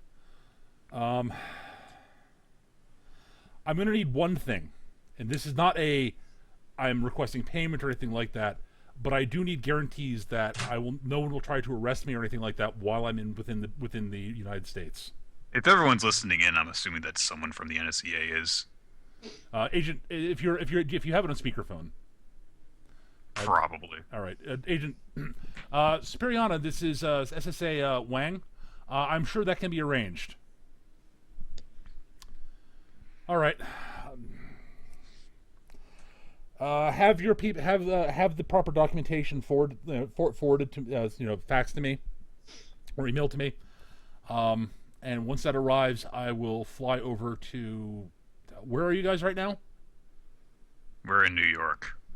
I'll meet up with you people either in New York or is New York best, or would somewhere else be better to start off to meet up so we can actually have a face-to-face powwow?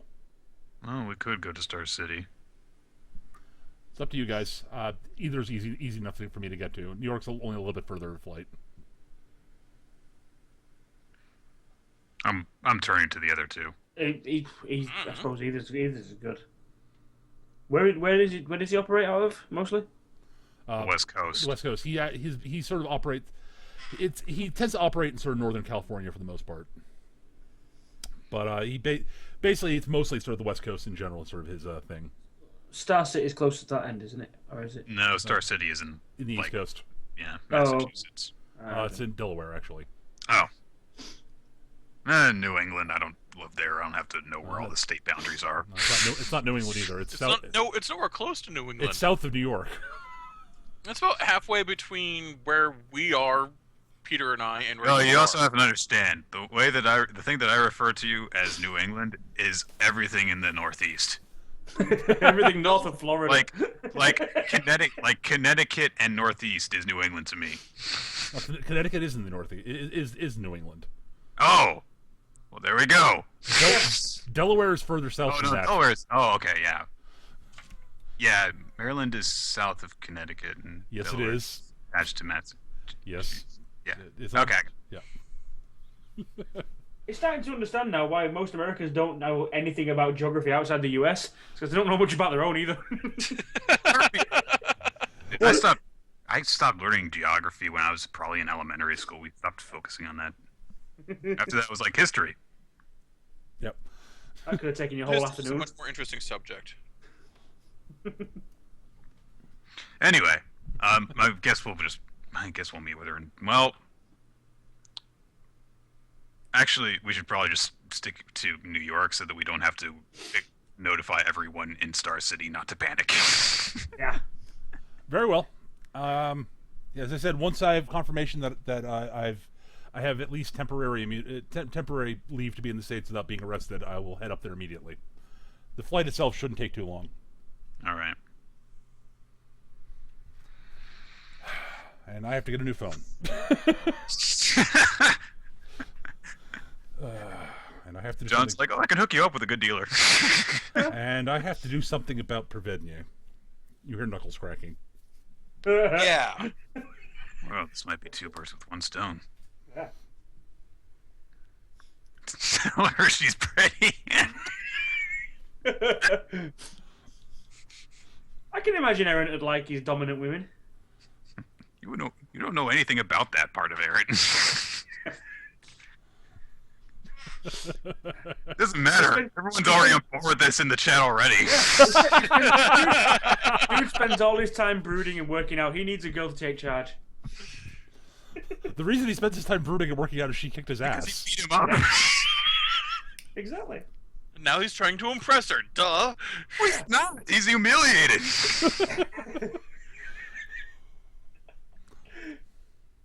This is still the denial stage. Yeah. We'll come around. All right. At that which point, unless there's anything you guys want to do, Good. Wow. what? Superior errand. Already getting shipped.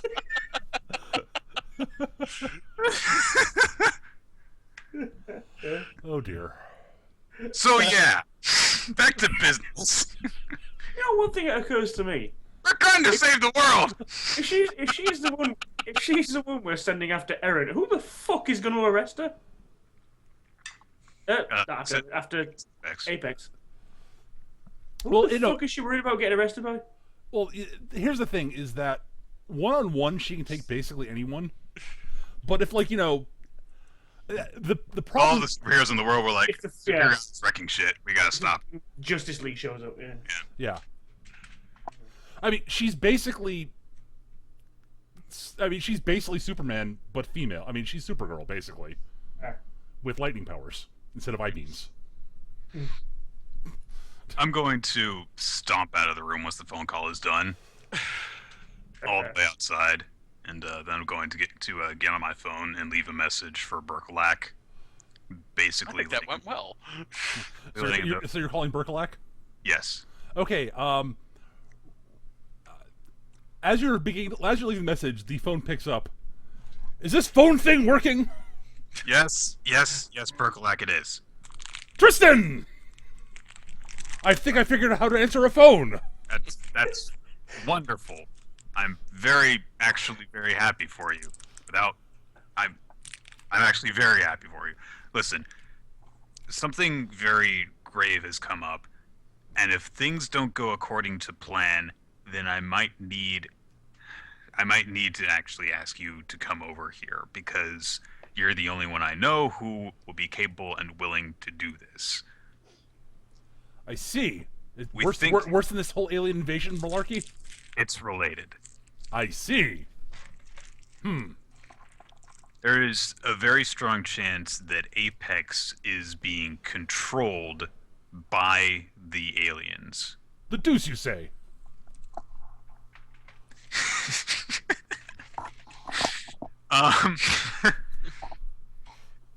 That seems like a grave danger. If that's the case, do you need me to come over and thump some sense back into his head? That's actually a very accurate description of what you might need to do. Oh, well, then I guess I can have Merlin teleport me over there somewhere. There are plans in place where we might be able to take care of it without you, but...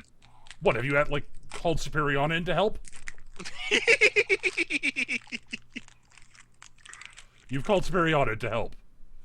So, listen, if there will be a small device on either side of his head. It will look like a lump on his head, almost like where horns will grow out of.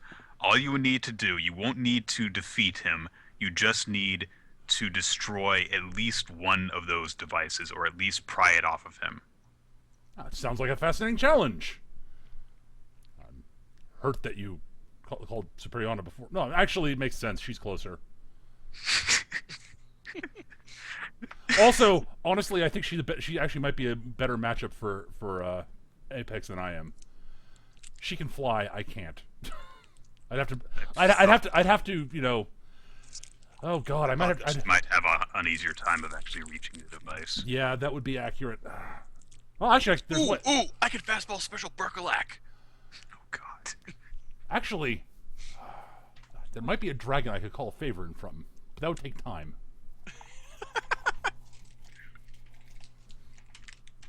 I didn't know you knew a dragon. Oh, I know several dragons. Most of them don't like me very much. Oh, understandable.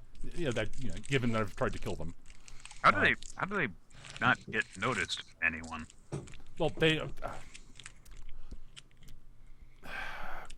It has to do with magic and the veil and things like that. Oh, so I don't. So yeah. People don't see them because they don't want to. Basically, unless the dragon is actively imposing itself into the beyond the veil, then yes. Also, dragons are thaumativores, and therefore typically don't show up in low magic areas. Sadly, you're not actually there for that, Zarek. This is outside. If you do have to fight Apex, we believe that he's in possession of some of the devices and would probably try to forcefully plant them on you. So wear your helmet. That would be sensible. So I will see if I can convince one of these dragons to assist me in this. which will take time. So Superion is doubly the best bet. That really sounds wrong. Wait. Superion will be in the States. Yes. What? I could finally test my arm against her. Listen, why don't you get in contact with me once you're ready to come over here? Oh yeah, you're right. I should think more about protecting the innocent before my own. I will let you know. Yes, I will go see if I can either progressing. find a dragon that would be willing to help me or beat one into submission. All right, good. Thank you, Berkelak. I hate having to call you for a favor, but Right, it's all right, lad. You're doing what you have to do. Now, how do I hang this thing up? I think it's the right term. Push the red button. place it so that it's resting the way it was before. You hear a sort of thunk. Do I Is hear that working? You hear it very quietly. I'm just gonna hang up.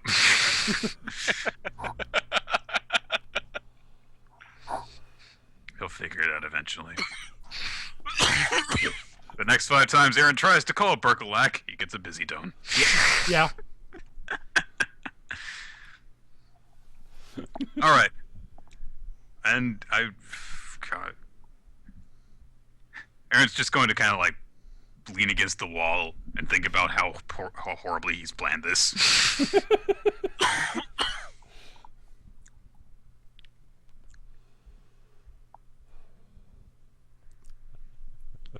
All right. Let's see.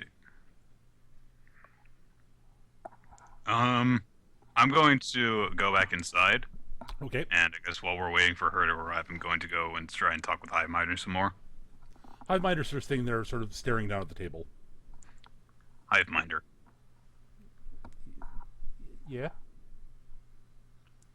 If we can figure out a way to remotely jam or disable the devices, similar to how your helmet is doing for you, then we would have a much easier time of getting rid of this problem. Yes. Would be difficult.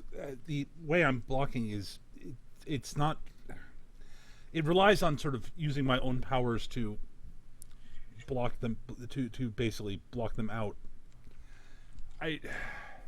Possibly doable.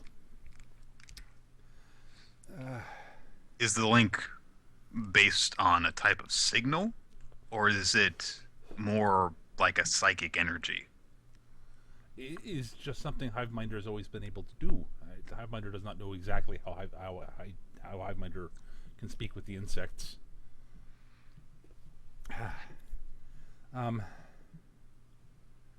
It's possible. In theory, I suppose I could. I could do something similar on a larger scale, but it would require much effort and a large device to for Hiveminder to channel his powers through. What if we were to just disable the device? Could it be stopped with an EMP pulse, for example? I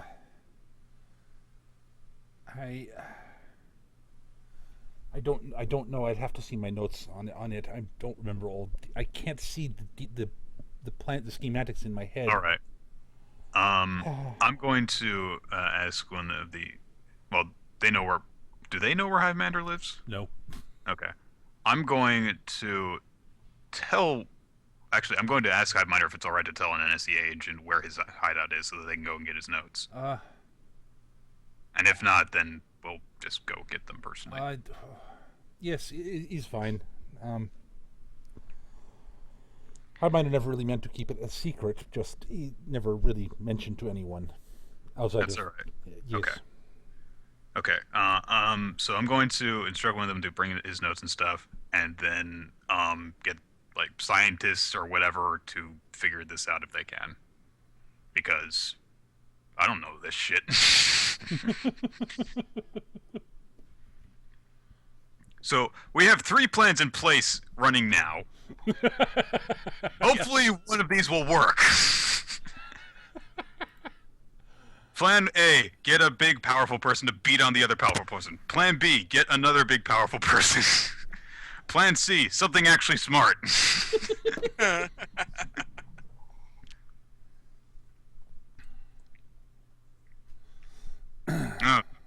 Oh, that's a good point. We should get Tony here. Yes, actually. Between Hiveminder and Tony, they might be able to cook something up. Oh, the mental image. I know Tony just fiddling around in front of a microscope. Oh, God. Do you guys have anything else? Or I think that might be it. That's about it. I can set plans in motion, though, is all. All right. In that case... Well, can I make some techie rolls to see if I can figure out how the devices work? With equipment, yeah, you've got technology, sure. Excellent. I will do that.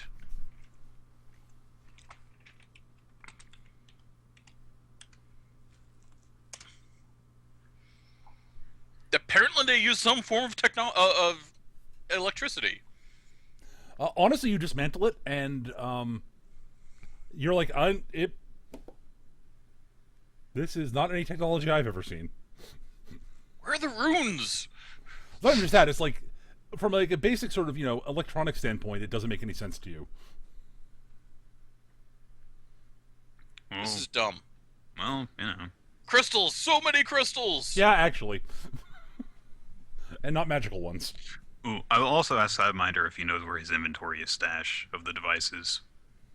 Well, he doesn't have any more at this point. You gave them all to Apex. He gave all of them to Apex. Yeah, so he's going to build more. Fuck. Oh, So fuck. we're gonna have a big. Oh, awesome God. fight, So it's gonna happen. The West Coast is where Silicon Valley is! Yep. We're gonna have a big, awesome fight. It's gonna be awesome. It's I'm gonna gonna be need a bigger gun. giant DC crossover. It's gonna be great.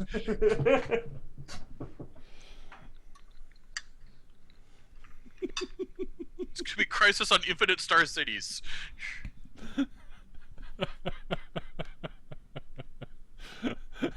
Yeah, the penny just dropped with Nick. It's like, Mass production! yep.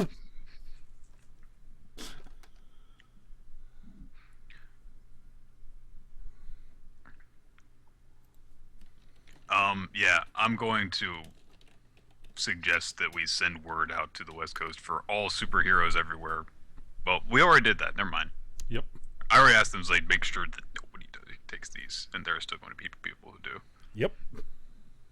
Because, are you going to say no to Superman? Superman comes up to you and says, I got to show you this really cool thing. And if you refuse, how likely are you to be able to stop him from putting them on you? Yeah. Yeah. All right. All right. I assume that someone's going to go get Tony.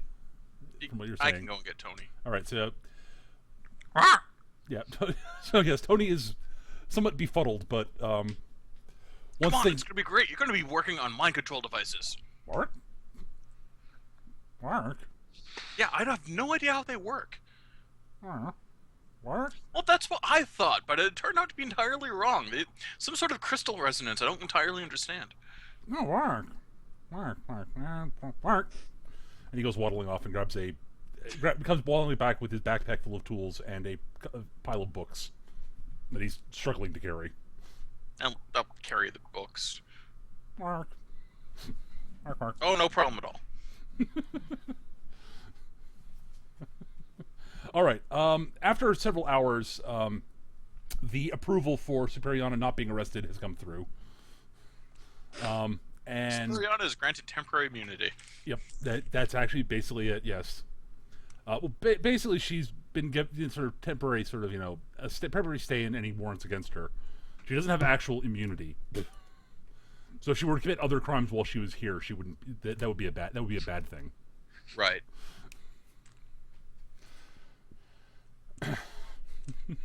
And as Tony and Hiveminder and the various scientists are all pouring through notes and stuff in the lab,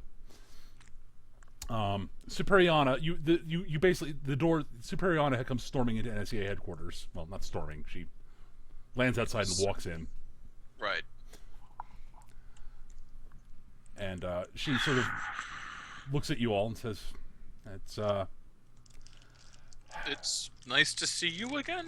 Aaron has his arms crossed over his chest. Yes. Would you like some coffee? Government agency coffee? Could be worse. Technically true. Water would be fine.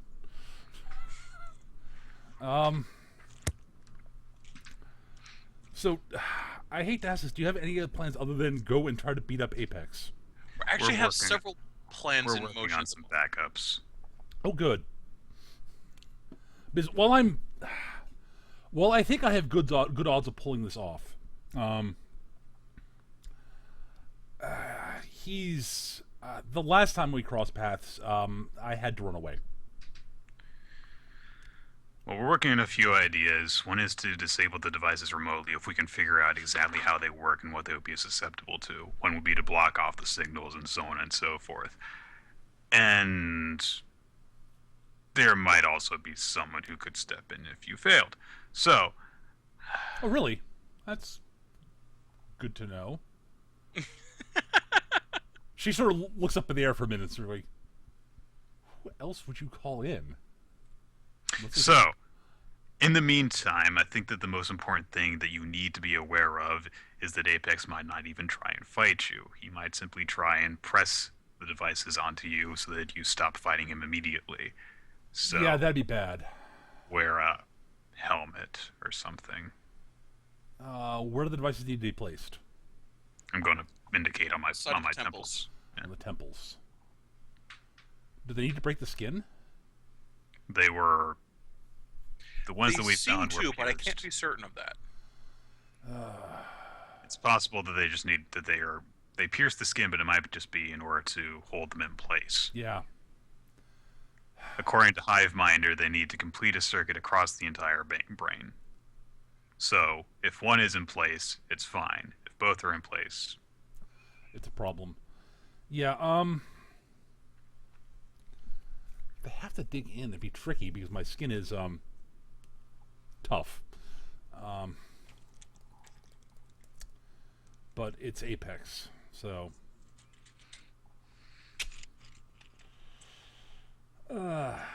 yeah, probably should wear some sort of helmety type thing.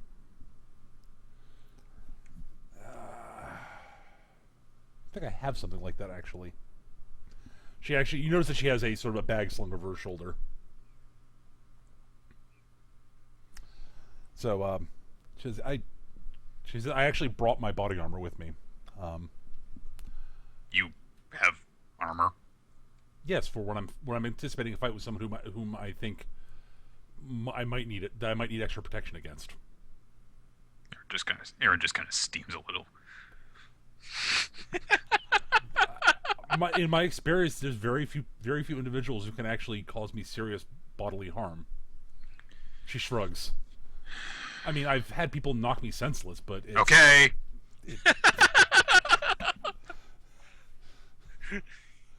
You're strong. That's the reason we called you.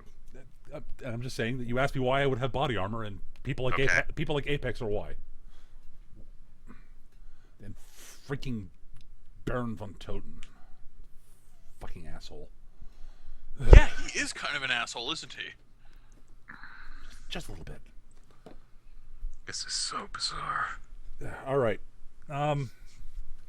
You know, I've never actually seen the inside of this building. It's a nice building. All right. So, here's a plan. At least as we understand it. We need more information, but we're currently working on a possible signal blocker for the devices. Aaron mentioned something like that. Yeah. But as it stands, our best bet right now is for you to go and punch him until the things fall off. Right.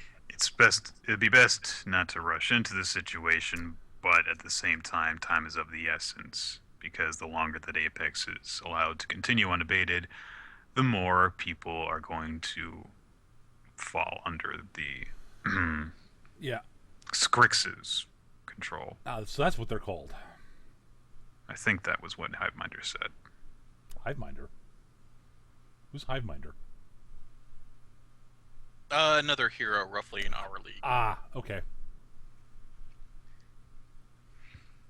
I take it he was one of the ones who was, okay. Got it.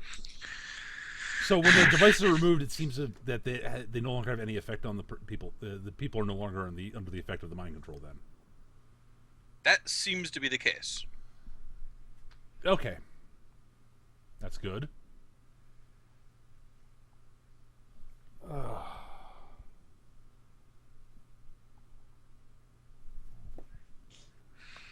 I just had a disturbing thought. What was What? that? Given that it's Apex, who has it? Does he? Is it? He doesn't have any extra of the devices, does he? He's got He has at least 20. he's got at least 20 devices. Oh dear. Well, yeah. While he might be able to recruit some heroes into sort of falling in for it, he also might try to go round up various villains to try to quote reform them. If this is from what you guys were saying, this sounds like.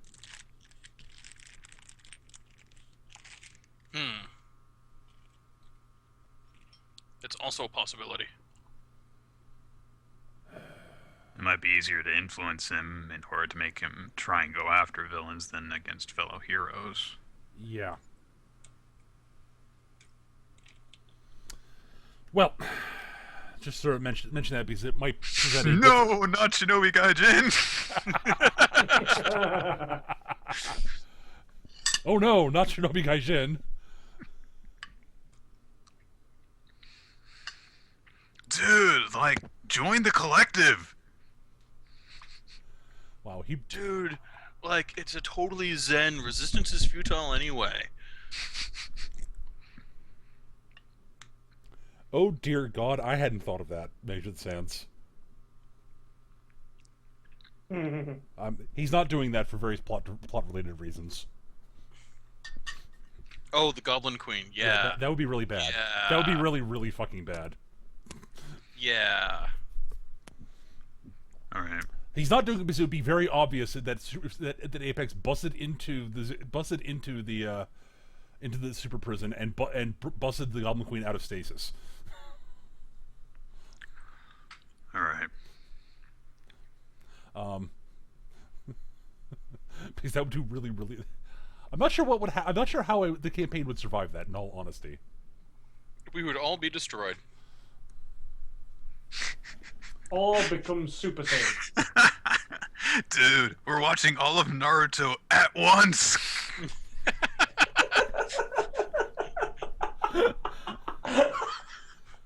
That's a perfect way for a stoner to use a hive mind. It's like, dude, everyone watch a different episode at the same time.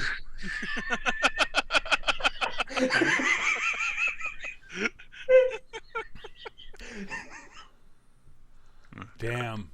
But yeah, major sense. The other drawback to actually putting looping the Goblin Queen in is what if it doesn't actually control her, but she actually is able to use her powers through it on everybody else. Linking in a powerful telepath is not necessarily the best of ideas. That's all I'm saying. Alright, let's see here. Okay, we can... I guess it all depends on how much time we want to spend here before we head out. Yep. That is entirely up to you guys. Well, we could.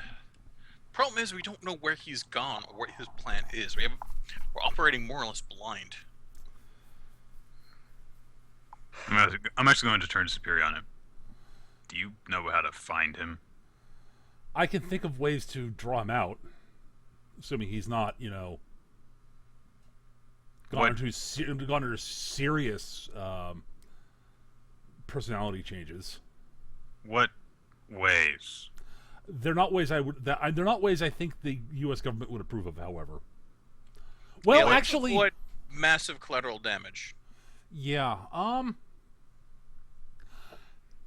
Actually,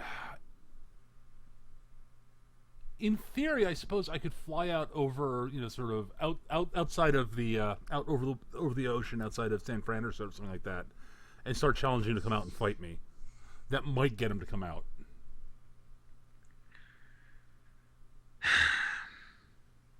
Or at very least, it might at least, give us a hint of where he might be. It would cause some sort of reaction at least. All right. Well, I'm gonna go over to Tony, Mark? and I'm going to see about if he's been able to make any sort of progress. Well, when you walk into the lab, you notice that there is on the whiteboard there is a large sort of there's a schematic that's sort of being drawn onto it with a bunch of notes on it, and it looks like a large sort of almost half of a geodesic dome. The scale numbers are sort of reading roughly, say, 30 feet high. Which has a bunch of things going on, and it looks like there's a chair in the middle of it with a bunch of wires on it, sort of like a bunch of it's like schematic wire connections such to the various bits of the structure, and it What? Mark, Does Mark. all of this fit in that? Well, it's not actually been built yet or anything like that. It's a schematic. What is this? Mark. Hiveminder walks over. Is a system to amplify the is sort of a system to replicate what I'm doing with my helmet on a larger scale. The chair there is where I would sit, and would basically channel powers out from the dome in a wave to block any sort of the wavelengths of what my powers would work, how my powers work, and sort of the communication would be blocked off along those lines in a area of, according to his math, which is I think better than mine, than Hiveminder's, is a roughly 5-mile area radius. That's pretty good. Yes. I think will work. We'll have to build it. Will take some time. It looks like it would. Yes. How much time? Oh, actually, building it would take maybe 24 hours if we have enough engineers there to build. Well, we can't. Well, we don't need to build it here. Is the problem? Yes, I'm understanding it would have to be built on West Coast.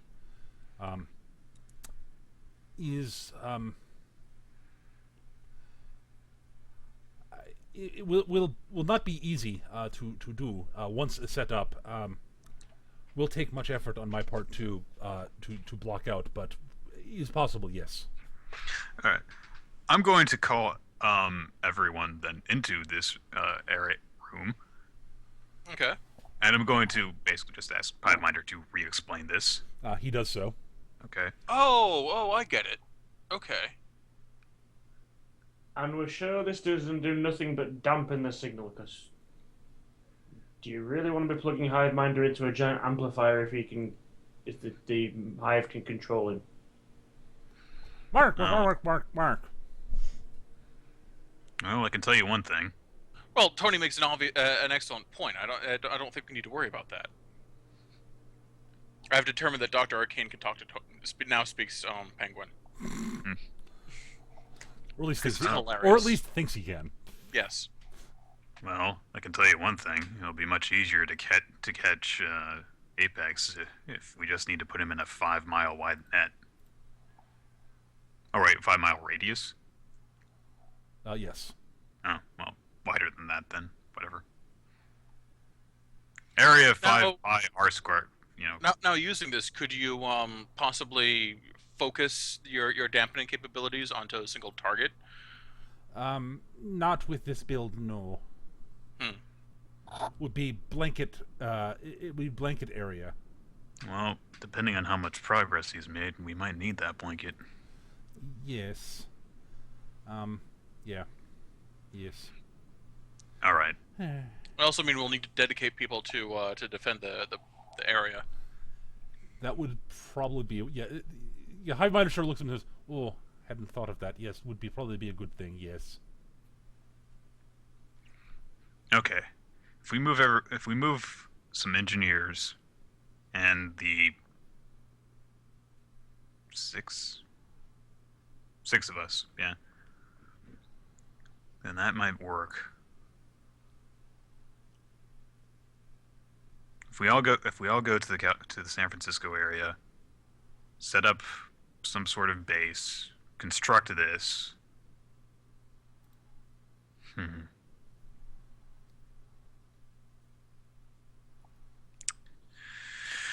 Well, it sounds like the best shot we've got so far. Indeed. We have to make sure we get everyone that may have been converted. If one gets away, then they could be fed further schematics to build more and indoctrinate others.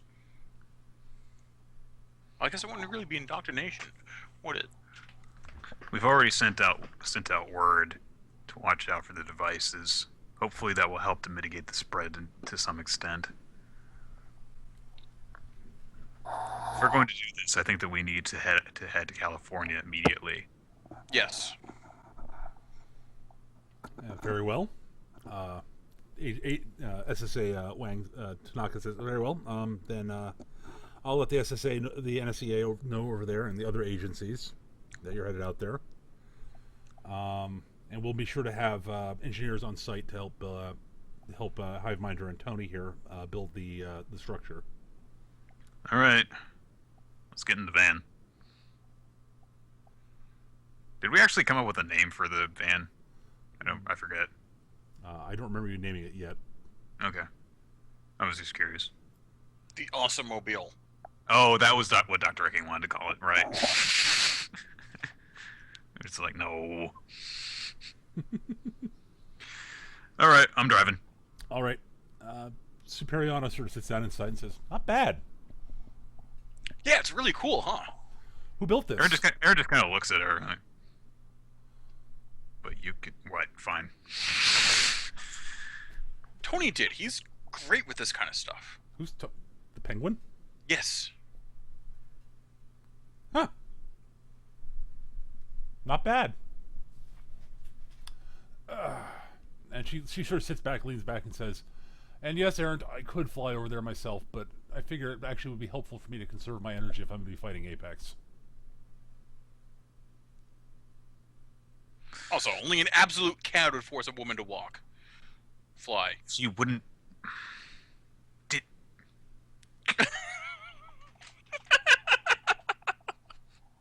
Let's just go. This is going to be a long flight. Actually, do they have room to work in the back of the van? Not really, no. Oh well. I'll get into the van and hopefully I'm going to just assume that Tony thinks we have enough fuel. Do we have enough fuel? Mark. Excellent. Mark. Well, Mark. So he said one syllable.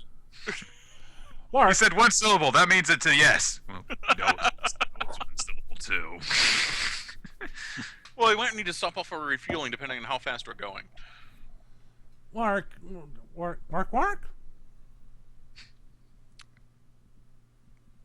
I'm going to assume we can safely stop in order to get more gas. Yes. Okay. You get yeah. Tony sighs, pulls out the pad of paper, writes something, holds it up, and says, "Have you filled it up? Have you filled the tank recently?" Does it just take normal gas? No. That's what I thought. For the flight, you need aviation fuel. Oh, well, we can still get that. Yes, you just have to go to like an airport. Okay. You can get it. I mean, it's not hard. Yeah, we will plan on that. Okay. And I will prepare for my legs to fall asleep. It's going to take a while. Oh yeah. Let's see. I'm curious roughly how long. Oh. Let's see. Let's do the math because this amuses me. I'm actually curious too because I have to fly to California soon. Okay, well, this will be. Well, you won't be flying in a van Yeah, I mean, it depends on the... with a wicked sick mural painted on the side. What? Our van has a wicked sick mural painted on the side, by the way. Oh. Damn it. It is. If you were driving on the highways, it's about 2,900. Oh, that would take days. Well, I'm just saying the distance is roughly 2,900 miles, and the van can fly at approximately 200 miles an hour. Oh, that's not too bad. So it'll take you about 14 and a half hours, a bit less than that. So say 14 hours or so. Okay.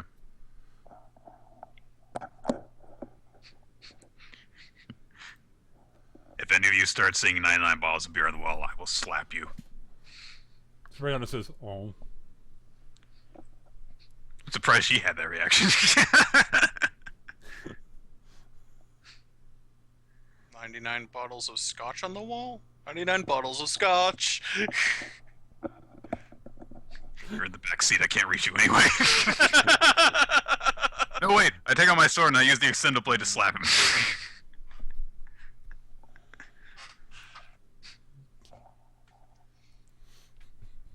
It has a flat end. Shut up. You just leave the sheath on, extend that bit out, and just thunk him with the sheath. Ow! Hey!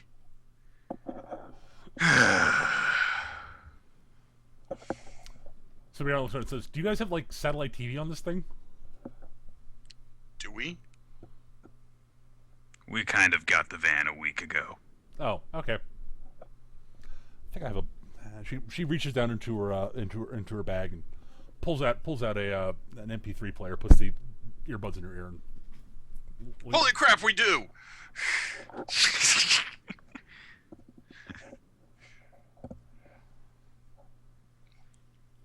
I turn on the TV. I'm going to kind of mention to figure out it is increasingly weird to spend time with you. she opens one of her eyes and says, "That's not the first time I've heard that." And someone is scraping their microphone against their cheek. Oh, sorry. Sorry.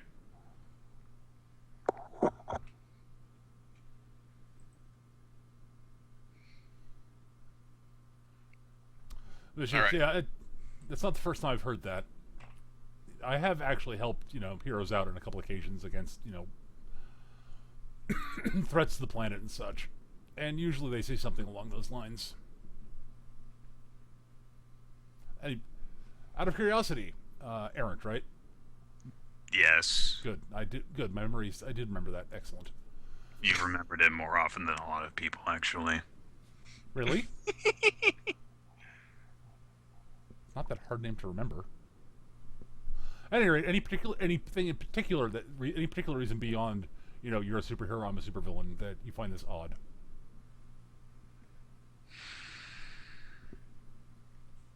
I come from a land down. Dr. Arcane has a big smile on his face in the back seat. Aren't you watching TV? Yes. Can't you hear that thunder?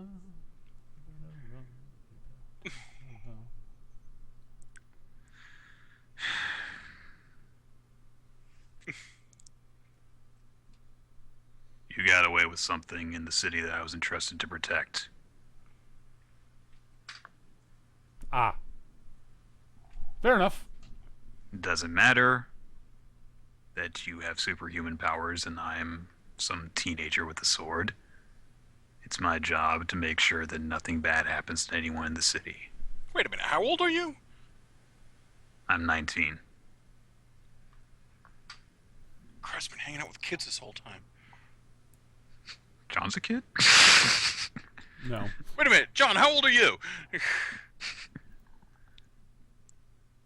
Gav seems to have disappeared. Mm. But yeah, she sort of says, "Yeah, that's fair enough. I actually can understand that. Understand that makes a certain amount of sense." Turns out John is 14. Tartaricane's been spending the whole time hanging out with people half his age.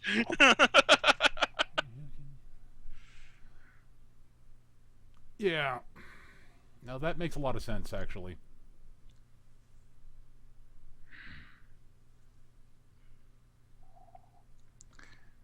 This is far from what I imagined our next confrontation would be like. Ah. So you expected you'd actually end up being sort of crossing swords, as it were, with me next time we met. Yeah, That's a I've been preparing for it. good.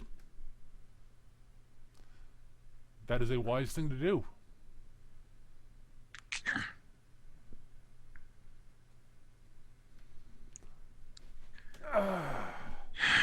Honestly, It was a lot easier to imagine you as arrogant.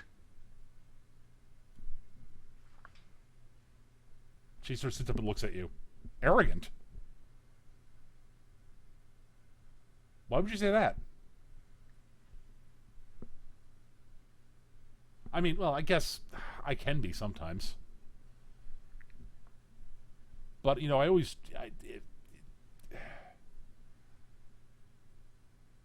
I was more arrogant, you know, when I was younger. I admit that. Good chunk of my arrogance was beaten out of me by Apex, actually.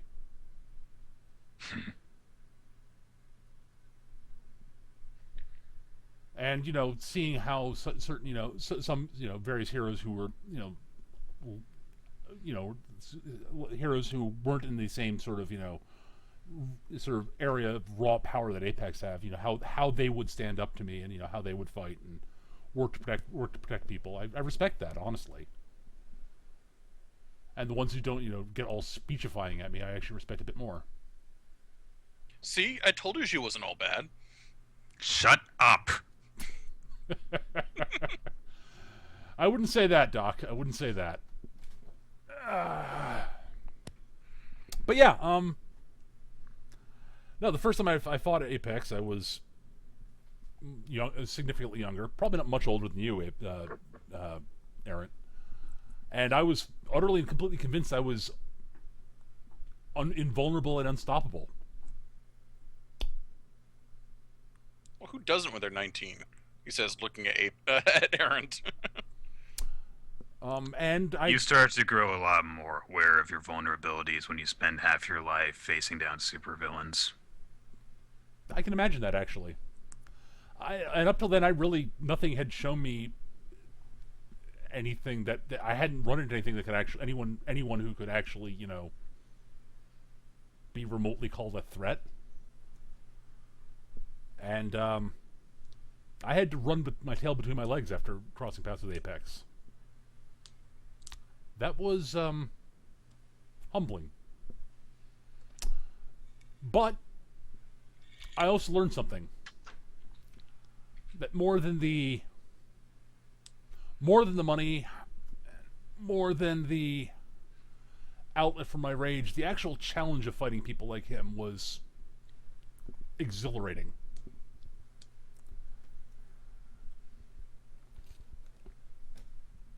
And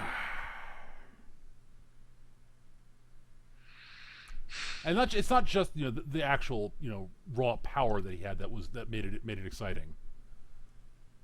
It was the way he fought and the way most heroes fight. It's completely different the way it is when you're fighting villains. For the most part, with most heroes, it's never really much more than a fight. I mean, you know, it's about who's better right then and there, and the loser can go off and has a chance to learn from their mistakes. With supervillains, it usually ends up with either, you know, a bloody mess or someone in someone else's death trap.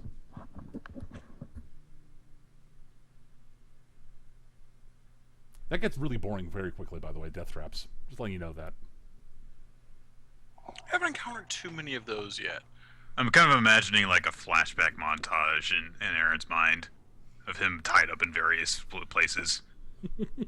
No, I can understand that.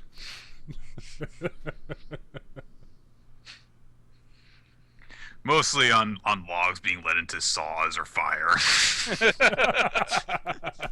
Lowered into various tanks. Congratulations! Now prepare.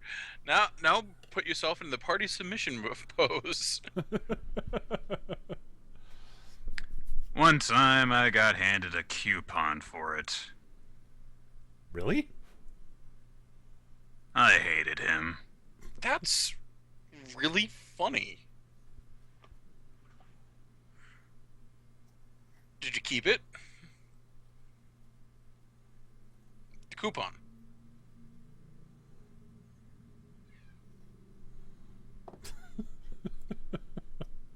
Kind of like to see it.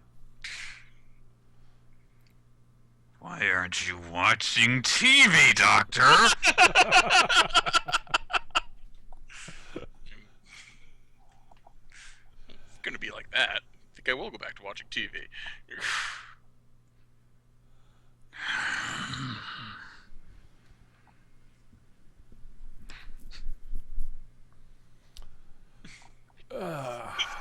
So that's so really is that doesn't mean to be a jerk about this. so is that why you do what you do? Because you just prefer fighting against heroes? Well, that and the money. Mm-hmm. I don't deny that I'm rather fond of money. Lets me buy stuff. Lots of stuff. I like stuff. You helped someone that set an assassination into motion get out of jail. Yeah. That took a lot of money. Also, ironically, they mostly just specified they specified that I had to break them out of jail and bring them back to Atlantis. They weren't very clear about where they wanted to be dropped off in Atlantis. You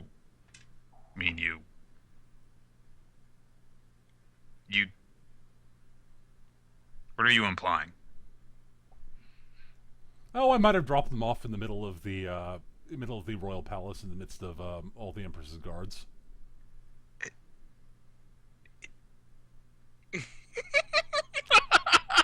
Dude, she looks at him and says, "He was an asshole."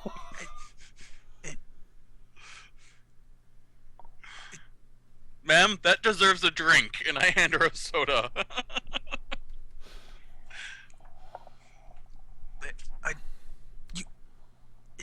Mind you, had he actually specified where he wanted to be dropped off in the contract, I'd have dropped him off where he wanted to be dropped off. But he didn't, and he constantly insulted and mocked me on the flight over to Atlantis. I spent 4 months to you for What is it? oh nothing. Just my entire image of the way the world works has been shattered. Glad to be of service? She smirks.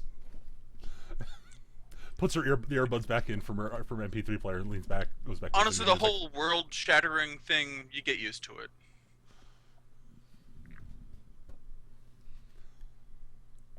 No, seriously. I mean, when you're into Thaumaturge research and you're constantly encountering eldritch entities from Aaron's beyond... going to reach into the glove box, pull out a CD from nowhere, stick it into the CD player, and start blasting music to shut out Dr. Arcane.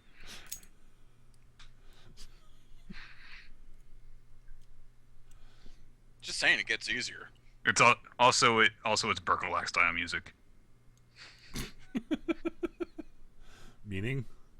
So, Flight of the Valkyries, and All right, cool. huge orchestral stuff. Sweet. All right. Is it actual opera? Not necessarily opera, but well, if there's Flight of the Valkyries, then yeah. Because if you're playing The Ring, then Dr. Arcane's going to start singing along. Skip those tracks. Oh, I like that one. No, it's not Berkelak singing. That would be awful. Dear God, Stuff no. like that. Stuff like in the Den of the Mountain King. Ah, yes. Bombastic classical music. Got it. Yes. Now I'm envisioning Tony going, sort of singing, sort of.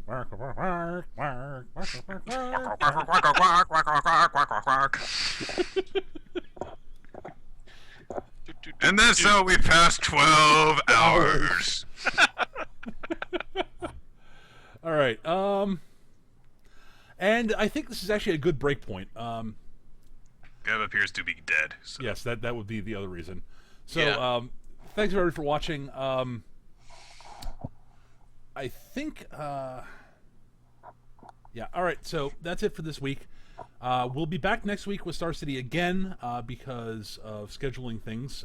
Feng Shui won't be for a while again, I think, from what I'm understanding from people's schedules. Mm-hmm. Because you're going out of town, you're going to California in a couple of weeks, right, Nick? It will be. I'll probably be missing on the 25th and the 1st. Okay, and I know Skitch is busy on Saturday evenings for most of the month, so we'll probably be doing Star City for most of the month. Well, outside of the weeks Nick's not here. Because I'm in that game too. Yeah. So it looks like they'll probably You be. can't do it anymore without Sonder. Yeah, well, yeah, we're down 2 players in Feng Shui for for the last 2 weeks of the month, and Right. yeah. So thanks everyone for watching this week. Though we'll be back next week with more of Star City, and same time as usual. Saturday we'll be starting sometime. We usually get people on the call around 5:30 p.m. Eastern and start around 6. Thanks everyone for watching, and we'll be back next week. Take care and goodbye. Good night. Later, kids.